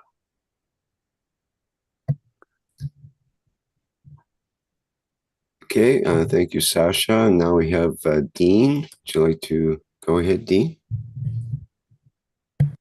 Thank you, Rick. Hello, Mr. Keshe. I just stopped by for a chat. We haven't spoken for a little while. Then Where did you stop? Which planet? I don't know, Mr. Keshe, which planet I'm on. I have noticed that there's been some stars whenever I look out that have been like dancing in the night sky. Unbelievable star formations that just glistening. I've never seen anything like it before in my physical eyes. It was quite wonderful. Really, really quite amazing shows. But that's not what I'm going to talk about. So in answer to what Sasha was speaking about, and I know you've spoken about it many times, is when we touch the core, when we touch the essence, and then we bring it back to origin, and then it's a bit like peeling away an onion or something, where you peel away the layers. And I've noticed that whether it's a condition that's, I'm not going into medical, but whether it's an illness, a disease, or whether it's an emotion, whatever it is, once you actually touch the origin and you touch the very center of it, that's why when you said it doesn't matter where you jump in, it peels away the layers and you get back to the reality, the truth, the essence of what everything is. And I think that's what I've been experiencing as well in these moments. So, yeah, it's just a general chat, Mr. Keshe. I don't know what you think about that. I don't know. What you're trying to tell us. Yeah, it's just a feeling that I get at the moment. As I said, I've had some experiences where I've been starting up some reactors, the reactor inside myself, creating emotions or not emotions, and then connecting to or not connecting to many different aspects of all sorts of things. And I've noticed that many things happen. If I think something, then I'm getting a direct connection to it very quickly. So I have to be very careful how I position myself with anything I do now. I've noticed that you get closer and closer to, I know what you've been teaching for a very long time. You have to think, speak, and act in a certain way.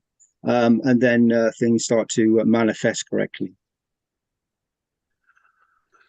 It is a part of when you share knowledge, depends who receives it in which way, and then what they do with it. You used to read the book and then read a pattern, for example, and add a bit of yours into it and put a new pattern in and say, oh, it's my thinking. Now we don't teach in doing things, we teach the knowledge, and it depends what you take from it and how you apply it and where you see applied, and you understand the essence of the truth about it, and that's all it is. And once you do that, it's not yours anymore, because in a way you have enlightened. And this is the point. Yeah, I feel, Mr. Keshe, that's what you're saying there. It's a gradual process, and you even when you first come to this knowledge, it touches you, it can touch you very, very deeply. Then you go through that process of magnetically, gravitationally either attaching to it or becoming, repelling from it.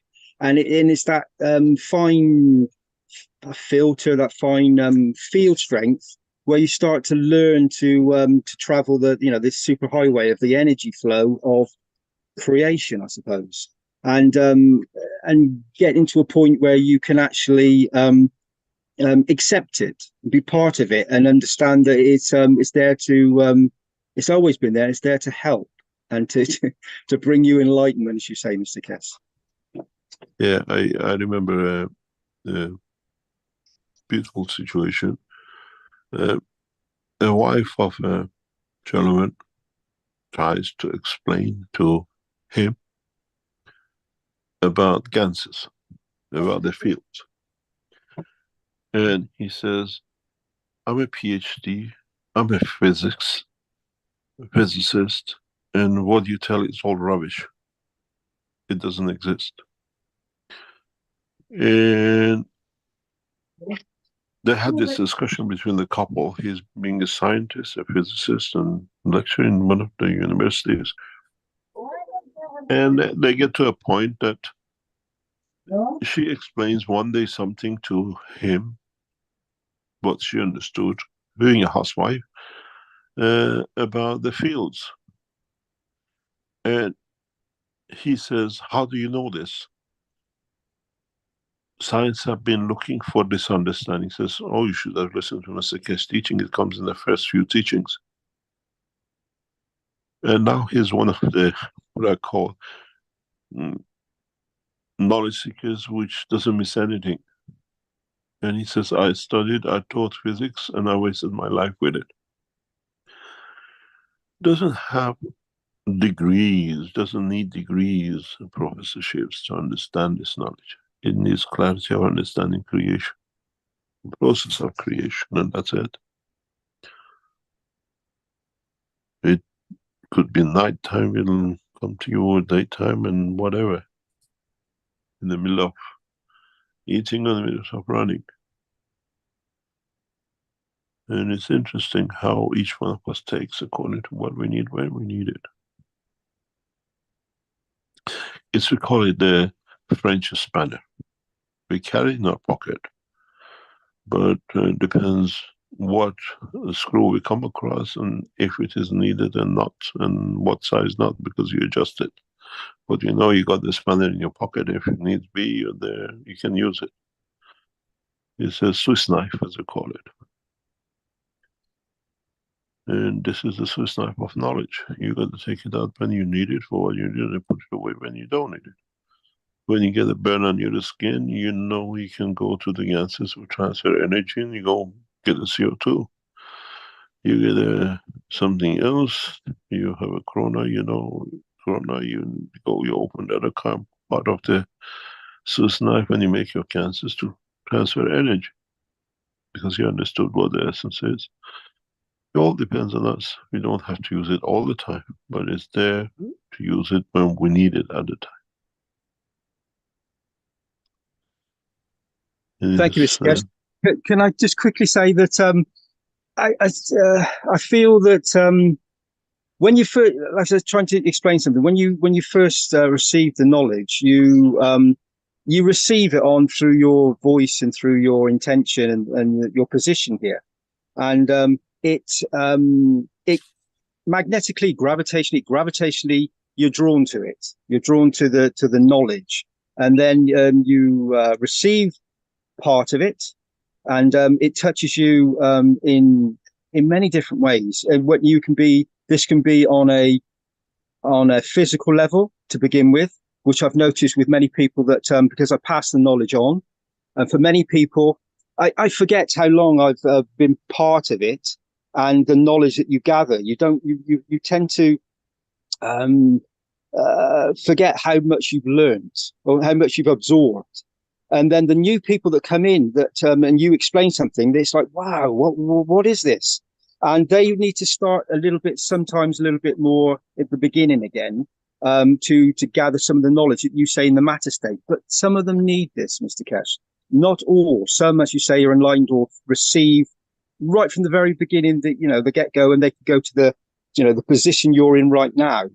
But some are, we're all different, and we all need to experience what we need to experience for ourselves to be able to get, this knowledge and to be able to share it. And we all understand it in different ways. It's these emotions and these configurations of a thought, that we have compared to the environmental conditions that we're brought up in, the very essence of our theology teachings that we receive as youngsters, that you have been brilliantly making people aware by opening the books of what the truth of reality is. And it is for everybody so different, but it's such a huge aspect. You open the plasma.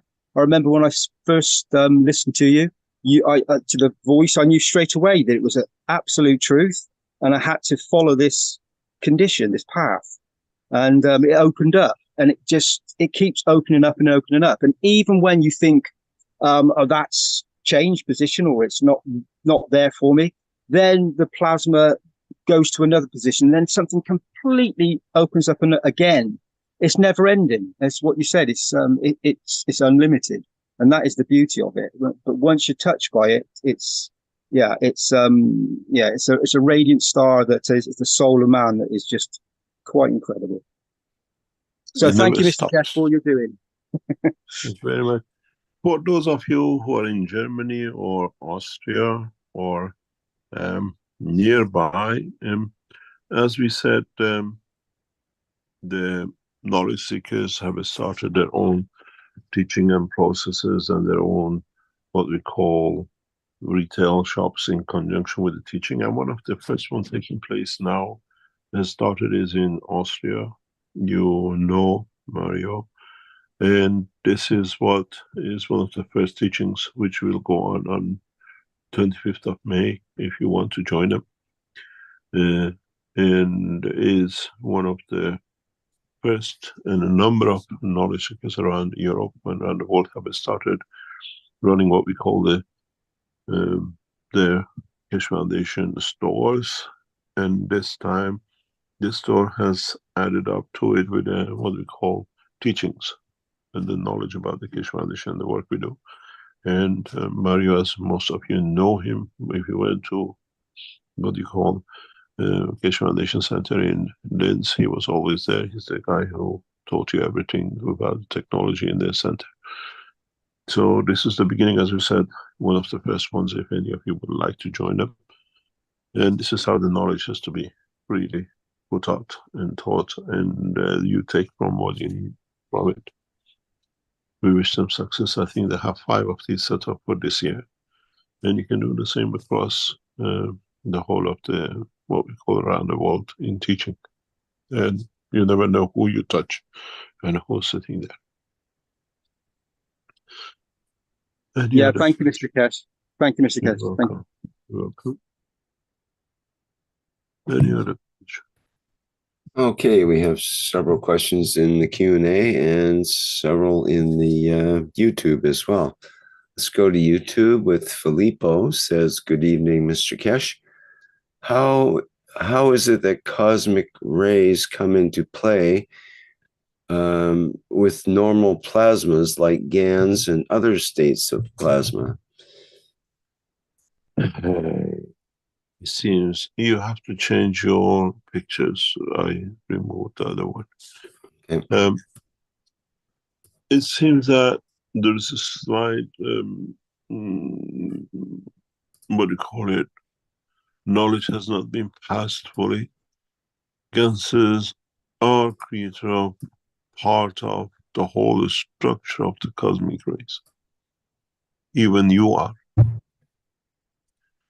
The coin in your pocket, the apple you chew, the water you drink is all part of the same.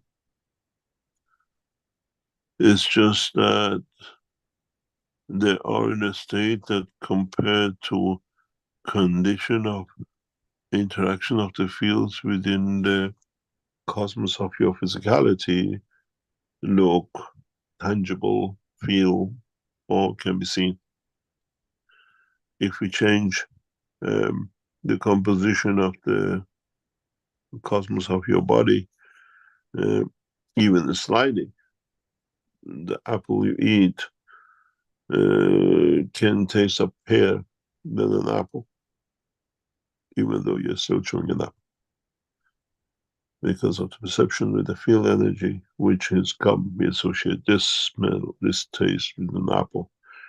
A small change just in the environment of your body, that apple can taste of a pear. So it's all condition dependent and how we create that condition, but there is no difference between the GANs, the stone, the apple, and your body. They're all part of the same cosmic rays. But we are traveling in a package called Earth, or a package called the body of the man, through that cosmos. Otherwise, in fact, we are another part of that ray structure going through. Somebody who has not got matter state observation point of us, so our condition, what we call field strength, we are invisible to it, we don't exist. they can walk right through you. Because that field strength is not part of their interaction.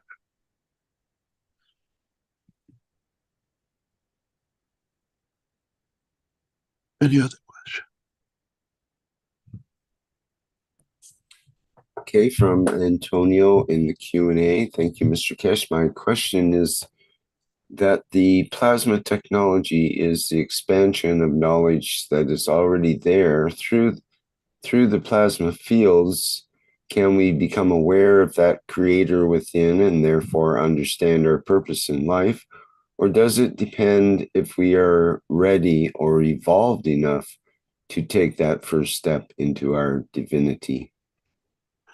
It doesn't need you to evolve. Is enlightenment is finding a path for yourself to it. You know, it's like making a pizza. We all make pizzas, but our own way, and we taste it, we change it the way it suits us, and we like it.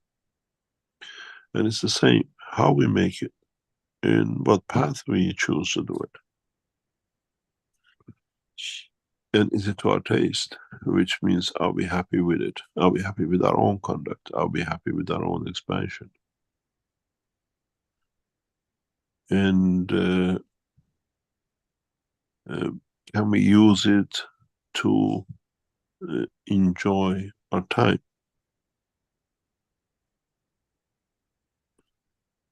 And what would it give us?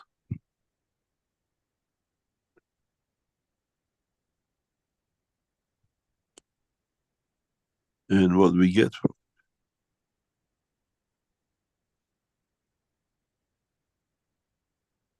it. And what does it create inside us? Or do we need to test it to prove it that yes, it is what we wanted, and then would it give us what we want? What's the next step?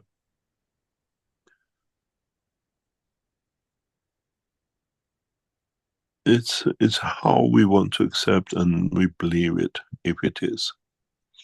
It's very interesting. I was some time ago in a salt mine, and this area has a facility you can play in. It's a huge mine they opened up. It's like a funfair under the ground, this huge area. And many children actually go and lick the mountain, the cave walls. And they say, yes, it is salty. And you see certain part of the cave has been licked by many children, because you see their height. Where with us, we understand, we saw the salt above the cave, we know this is a cave, but the child still needs to lick the wall of a cave to actually confirm, yes, it's salt.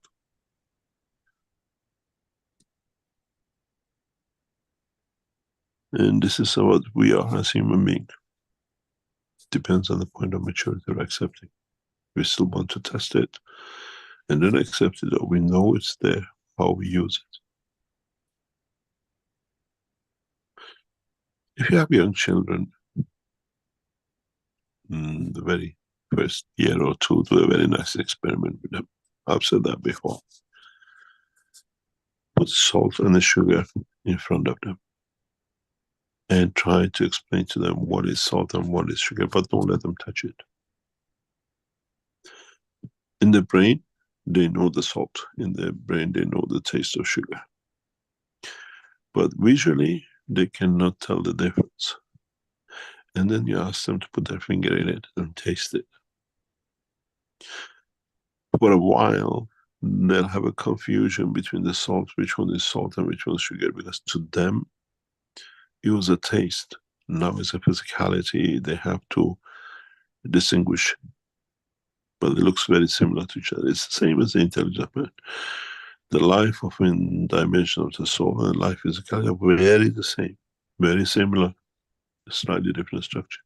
Depends what you want to taste and which dimension you enjoy more. And now man has that choice, even the two sit next to each other.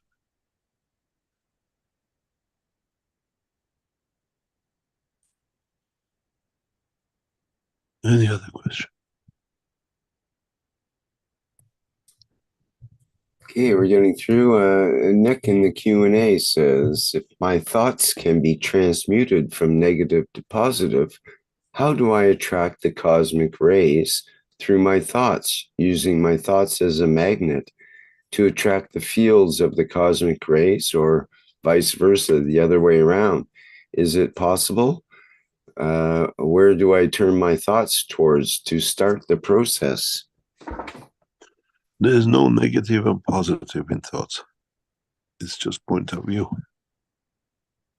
This is the way I look at it. What is could be negative to you could be a good positive to somebody else. And this is the process we have to understand. And this is a change we need to understand. And then you decide which way to go, which way you want to go, and how you want to interact. Nobody can dictate, and it all depends how you can extend that position. As I said, in the very near future, it's just I don't see knowledge seekers being mature enough to understand it. I will teach you how to actually create a condition of transmutation for yourself automatically every second you need it.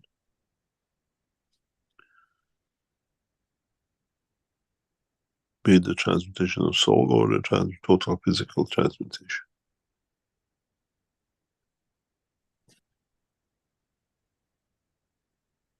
It's just need to understand about your own physical structure and energy structure. You want to be in the physical state, or you decide to go through the energy, so we'll go positively. We all know it, we just have ignored it.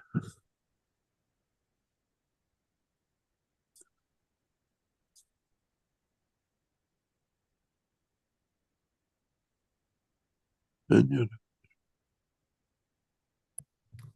Again in the Q&A from Hong, who says, good day, Mr. Keshe. Thank you for answering all my questions. And this time my question is about Cancer Soul, which you mentioned in the Knowledge Seekers Workshop 534. In that teaching, you say, you take too much soul, you give the cancer of the soul. And that Cancer Soul cannot have transferred it to the physicality of the man. It's the energy pack I don't need. I cannot understand the meaning of these words accurately. Can you explain it further, please? What made me say cancer, it doesn't mean the tumor you're used to. It means something that you hold but you don't need. And can lead to the demise or change of the strength of the fields. Unfortunately, we don't have the exact words in English to explain it any other way. When you're a cancer, you're a thing which you're attached, you don't need it. It's not a tumor as you literally do it as a cancer. This the terminology in speaking in English. We say it's like a cancer, just something you don't need, but it can create your demise. It's the same as the interaction of the fields creates a condition which you don't need, is extra to you, but it could be very advantageous to your physicality. And that's what it means.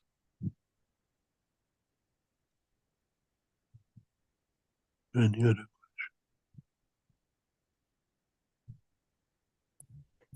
Okay, from Giancarlo, and says in the last workshop, you showed the graphs of the physicality of the soul of the physicality and of the soul of man.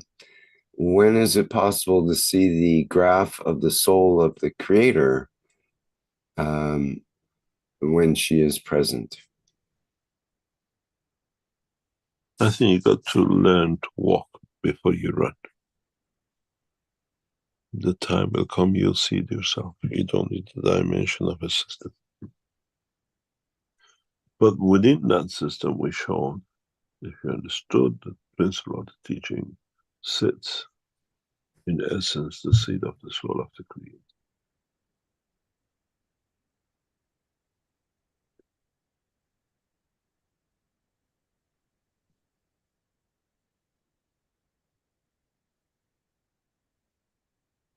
Any other question? Question from Jalal. Ishtafan is to host the first International Nuclear Science Conference. Ishtafan in central Iran will also host the 30th Iran National Nuclear Conference and the first International Nuclear Science and Technology Conference. Do they have anything to do with the Keshe Foundation? And this conference was held this week, 6, 7, 8 in Isfahan. It's the first time Iran has put an international conference in Isfahan. I raised this question with our Iranian partners. How come since we announced Isfahan as a point of showing the technology versus Iran nuclear center, suddenly the government jumped on it because we put a request to them before and they understood it long before they announced. And it's very interesting. This is an intriguing question. Was for me when I heard about this. But it's nothing to do with the Keshe Foundation. Iran is, since the actions we had with Israelis headhunting Iranian nuclear physicists, kept away sending scientists to international conferences, and is out of, and it stays out of these even by invitation. And I raised this question because a few weeks ago I arrived at a hotel in China, and it was a nuclear something conference, and they were from all over the world, but there were no Iranians. I raised a question with my authorities immediately. Why are we? They said we don't send any scientists outside because they'll be headmarked, and then other things can happen the way it happened during Ahmadinejad. And you don't see many Iranian nuclear physicists who are actually active in any of the conferences. In the teaching before, when we were going for the conference in Sanya, when late last year we explained we'll hold a conference in Iraq. And if the Iranian picked up on this to do what we suggested, because they were done, and they made it an international conference, and then now we are in hand of the Iranian officials waiting for approval for the Isfahan conference to do with each other, because it was just announced before Nowruz, and we announced this a long time before this, and they were aware that we announced such a conference in Isfahan, and they tried to do one at the same time before in the same place. It's something a bit, what do you call it, murky, but in a way, because the head of IEA was there. And as I said, the conference took place in Isfahan with the Keshe Foundation and Space Technology. Hopefully later on this year, we invite heads of states to see a breakthrough technology. And now we're seeing the, what do you call, head of IEA, which is actually parallel to part of the Iran 5+1 negotiation in the background, trying to, what do you call, comply, and at the same time show we don't need. But do they have something together to do with each other? Why it's taking place? And when we announced it for the first time, Iran has opened it. Could be, but we are not aware, or what do you call it? We don't know who attended these conferences and prefer not to. But Iran will keep his top scientists well secretly kept as much as we can. And the Isfahan conference will be part of representation of the Iran, the space, plasma, nuclear technology. And nuclear as a plasma, nuclear, not nuclear as a weapon technology, nuclear, which made it obsolete with this technology, if you understand it. And we are heading in that direction. And I hope Iran military and government since the approval for the conference in Iran, and we announced it for you not to be there. And you know, visit one of the most beautiful cities of culture in the world. And not only the conference. Give yourself a week at least to spend in Isfahan to see, to enjoy the Iranian hospitality and one of the ancient cities in Europe. But what you have to do, how it came about, why we announced it for the first time to be in, Isfahan is the center of the knowledge of Iran nuclear plasma and space technology. And it has to stand on its own, and we put it out. And we've seen Iran government has followed. I explained to you before, we sit in a very peculiar position with the Iranian government. A lot of things we advise, we put out is followed by, and we see it being implemented. And this is most probably one of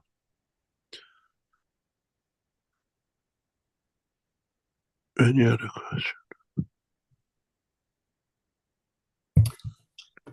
Yes, indeed, from Renate in German. I've translated it to, hello, Mr. Keshe. One day after the session, I had an experience that I had never had before. I was at home and at the same time with my mother. She died a long time ago. Until then, I had only had this experience separately, but now, as if two rooms had become one room. It was wonderful. Can you please say something about that? Thank you very much. This we hear from a number of knowledge seekers who've been with us in past sessions. You're not the first one. It's when you accept an existence of the two together. This is what I tell you.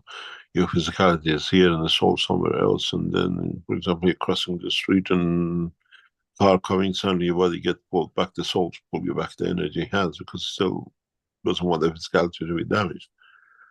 Now you learned this in a normal life. You don't go crazy, it's just that you see the operation of the soul and physicality in their own dimensions. And this is, it will become normality. Because soul is the guest with mother, but physicality is cooking in the kitchen. Mama, I'm physically cooking. Can you come here? We stay together. I can talk to you. And this is how it should be. We don't need to dream. Call it a dream. It's a reality that but we have to be fully aware of it. We don't mix it up. You're not the first one who has gone through this experience. You have managed to open up what do you call the dimension of fields which connects to your energy center. You call it the soul. So you didn't need to go to sleep to dream to this with mom. That barrier is broken, so it's there with you at the same time. This is happening to a number of knowledge seekers who've been through this process, and they've come to understand the distinction between the two and how it is and what it is. And somebody said to me, I'm learning, because when I don't know something, I ask, and I just told do it this way and that way, and you do it and it's correct. So I'm living one life.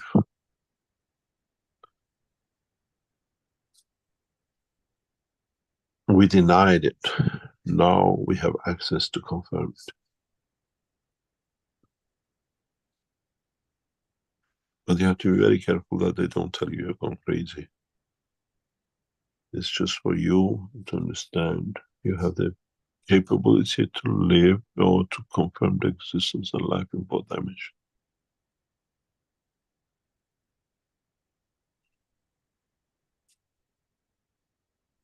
Any other question? Okay, I know it's getting close to the time for you to have to leave here, but we've got a question in French from Jean-Marc in the Q&A, and I've translated that to, hello, Mr. Keshe, and thank you for bringing peace on earth. This is what is happening to me.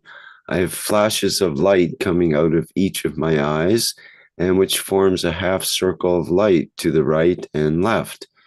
I've already live since years of light coming out of my body at night to completely illuminate my room.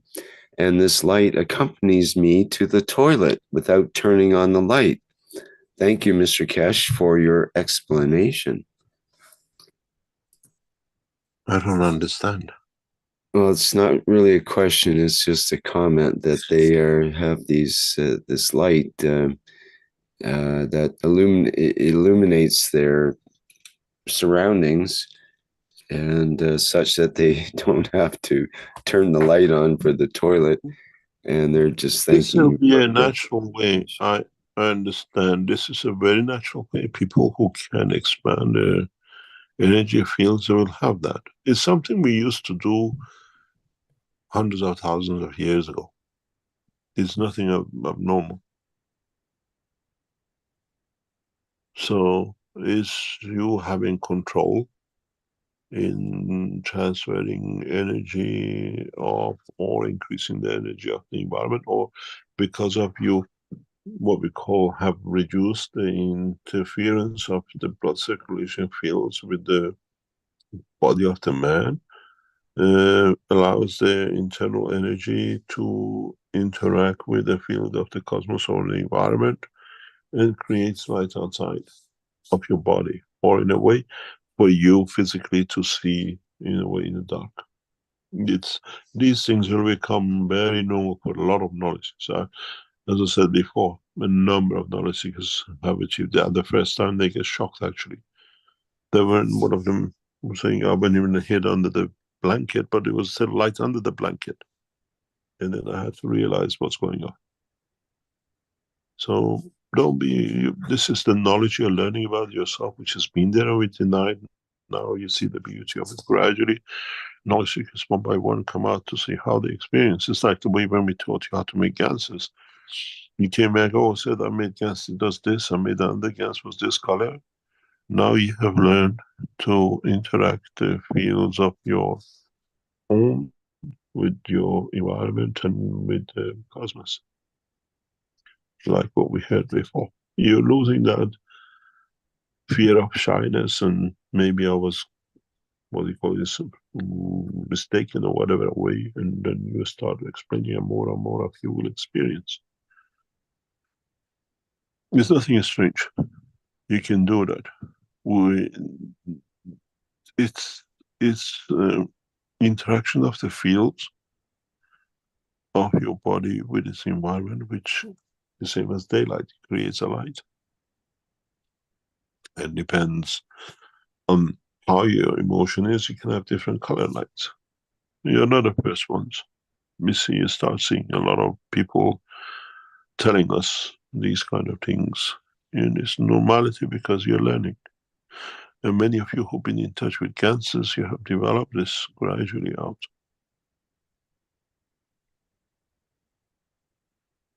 And you will interact. It's a very, very interesting thing. I'm sure very soon, the way I explained, I can hold the CO2 in my hand, and I can feel it and taste it. Some of you very soon will tell us you hold an orange or an apple in your hand, and you taste it, you feel it, and you put the orange back, you received everything you want from it. Some of you are in that way. We hear things and we know what the next steps could be. So don't be scared. It's part of the process of you with yourself and your environment. Nobody does magic. It's just you that you are, but you got to learn. I can walk, but other people won't see the light. It's you, because of the strength of your vision, you see it. You can't become a torch for the others to follow. Maybe you can in the future, but at this moment you have to understand how to.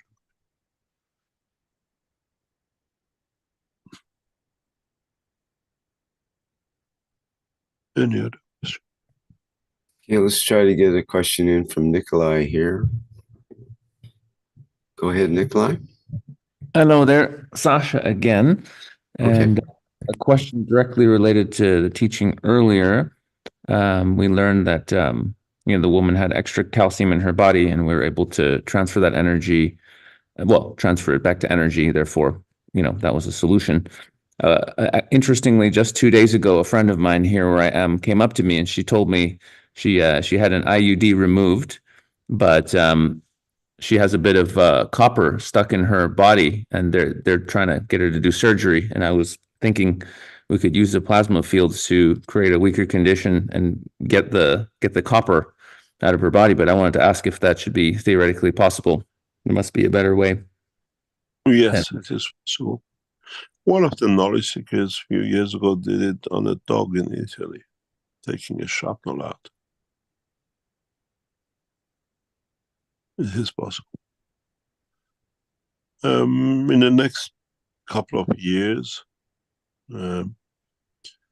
we should be able to do a lot of these things in a very simple way without open surgery and operations, yes. Even today it's possible, but you have to know how you do it. This is why we announced the Wellness Center, Keshe Foundation Wellness Center, announcing that they will take 20 cases, especially like what do you call the special seeds, what we call, that they can be removed, or they can be not removed, they can be allowed to interact with the body of the man, to dissolve by the body of the man. Cancer and bits of shrapnels and things in the body of the man will be removed. There is no need to open up to operate. It's been done before by knowledge, it's not the first time. It can be done. But now we develop technologies for it to be done.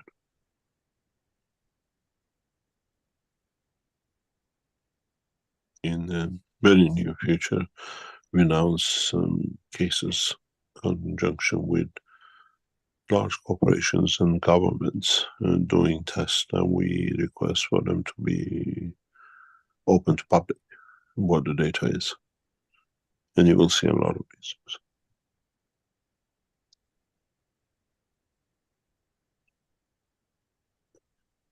The time of heart surgery and brain surgery is over. It's just that we have to teach enough and develop the physical technologies enough to be implemented in larger scale, and we are busy with that. We moved the change of the phase in Keshe Foundation now from one phase to another. We brought huge changes in, but it takes time. In the next few months, you gradually start seeing and then understand the whole process of the changes are about to come. As much as you can remove, you can convert to. You can change something into a solid state. And it's not imaginary. We've seen it with corona. You saw how the long classification changed into calcium solid and kill people. We have technology today that I can change a man to total stone while it's standing still. The knowledge is in our hand. It's not something that's going to happen. But is it my right to do so? Or can I give an opportunity for the soul to move on, that the physicality can be calcified? It's just like you go to Madame Tussauds and there, but this time it's a real mad calcification. We've seen that in south of Italy. If you go to where they had a volcanic eruption, the mother is still feeding, holding the baby, and she's, what do you call it, turned to stone with ashes. We don't need that now. We know that knowledge in conversion of plasma technology, and we've seen it in corona. There is so much we have knowledge from corona that it baffles how people haven't seen it. We can turn world leaders who are, what do you call it, animals into statues on the spot.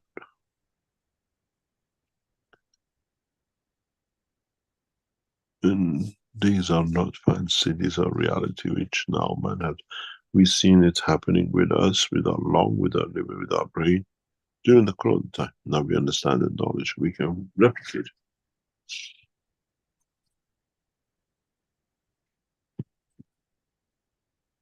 Any other question? Well, we have a couple more if you're willing to continue. One more and I have to go because I have to travel. Okay, Marinez was pushing hard for her question. So she's asking, is there the soul of emotion? No. Has a soul, but it's the interaction of the field.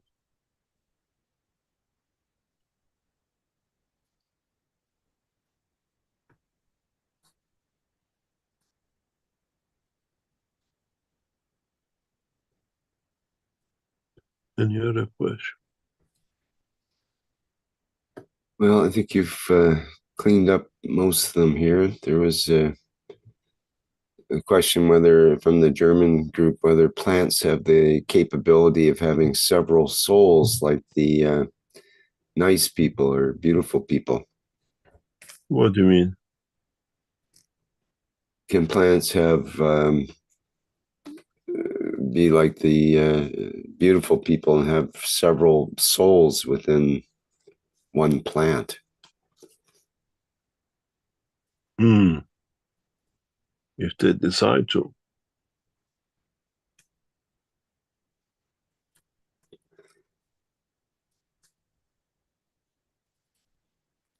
Well, some plants definitely have two sides to them. Some of them can be very therapeutic, but at the same time have spikes sticking out that hurt you if you try to get close to them. Yeah, but it depends. Some people like those thorns. It shows how much they love.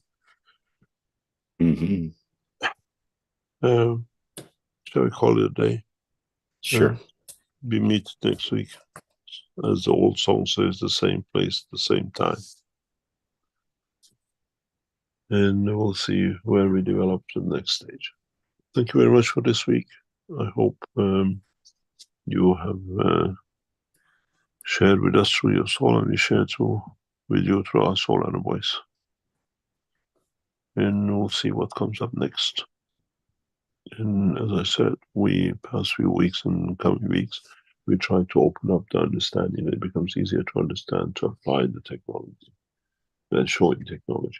Understanding is more important. Once you understand, you open up to do it yourself. Then when we teach, then you just have to follow something. Thank you very much, and see you next week. Great. Thank you, Mr. Keshe. Thank you. Well, that completes yet another Knowledge Seekers workshop here on Thursday, May 9th, the 537th in a continuous series of weekly workshops. And we thank Mr. Keshe for being here for that time period every week and delivering the knowledge. Thank you, everybody, for being here for today's show as well. And thank you, Jedi Simon, for our background image for today. And you see, our next public teaching workshop will be the One Planet, One Nation, One Race for Justice and World Peace. And that comes up on, oops, no, I'm not correct. On Monday will be our next public teaching, and that will be the public meeting for testimonials. And it's always on the second Monday of the month, and the second Monday is the 13th. And that will start at the 8 p.m. Central European Summertime time slot. And I encourage people that might have some experience of the plasma technology that it's a great opportunity to let others know and share your experience. And it's a way you can kind of pay back for receiving the plasma knowledge and having the opportunity that we all do have at this time. So consider that. And then on Tuesday, we do have the One Planet, One Nation, One Race for Justice and World Peace. And that starts at the 4 p.m. Central European Summertime.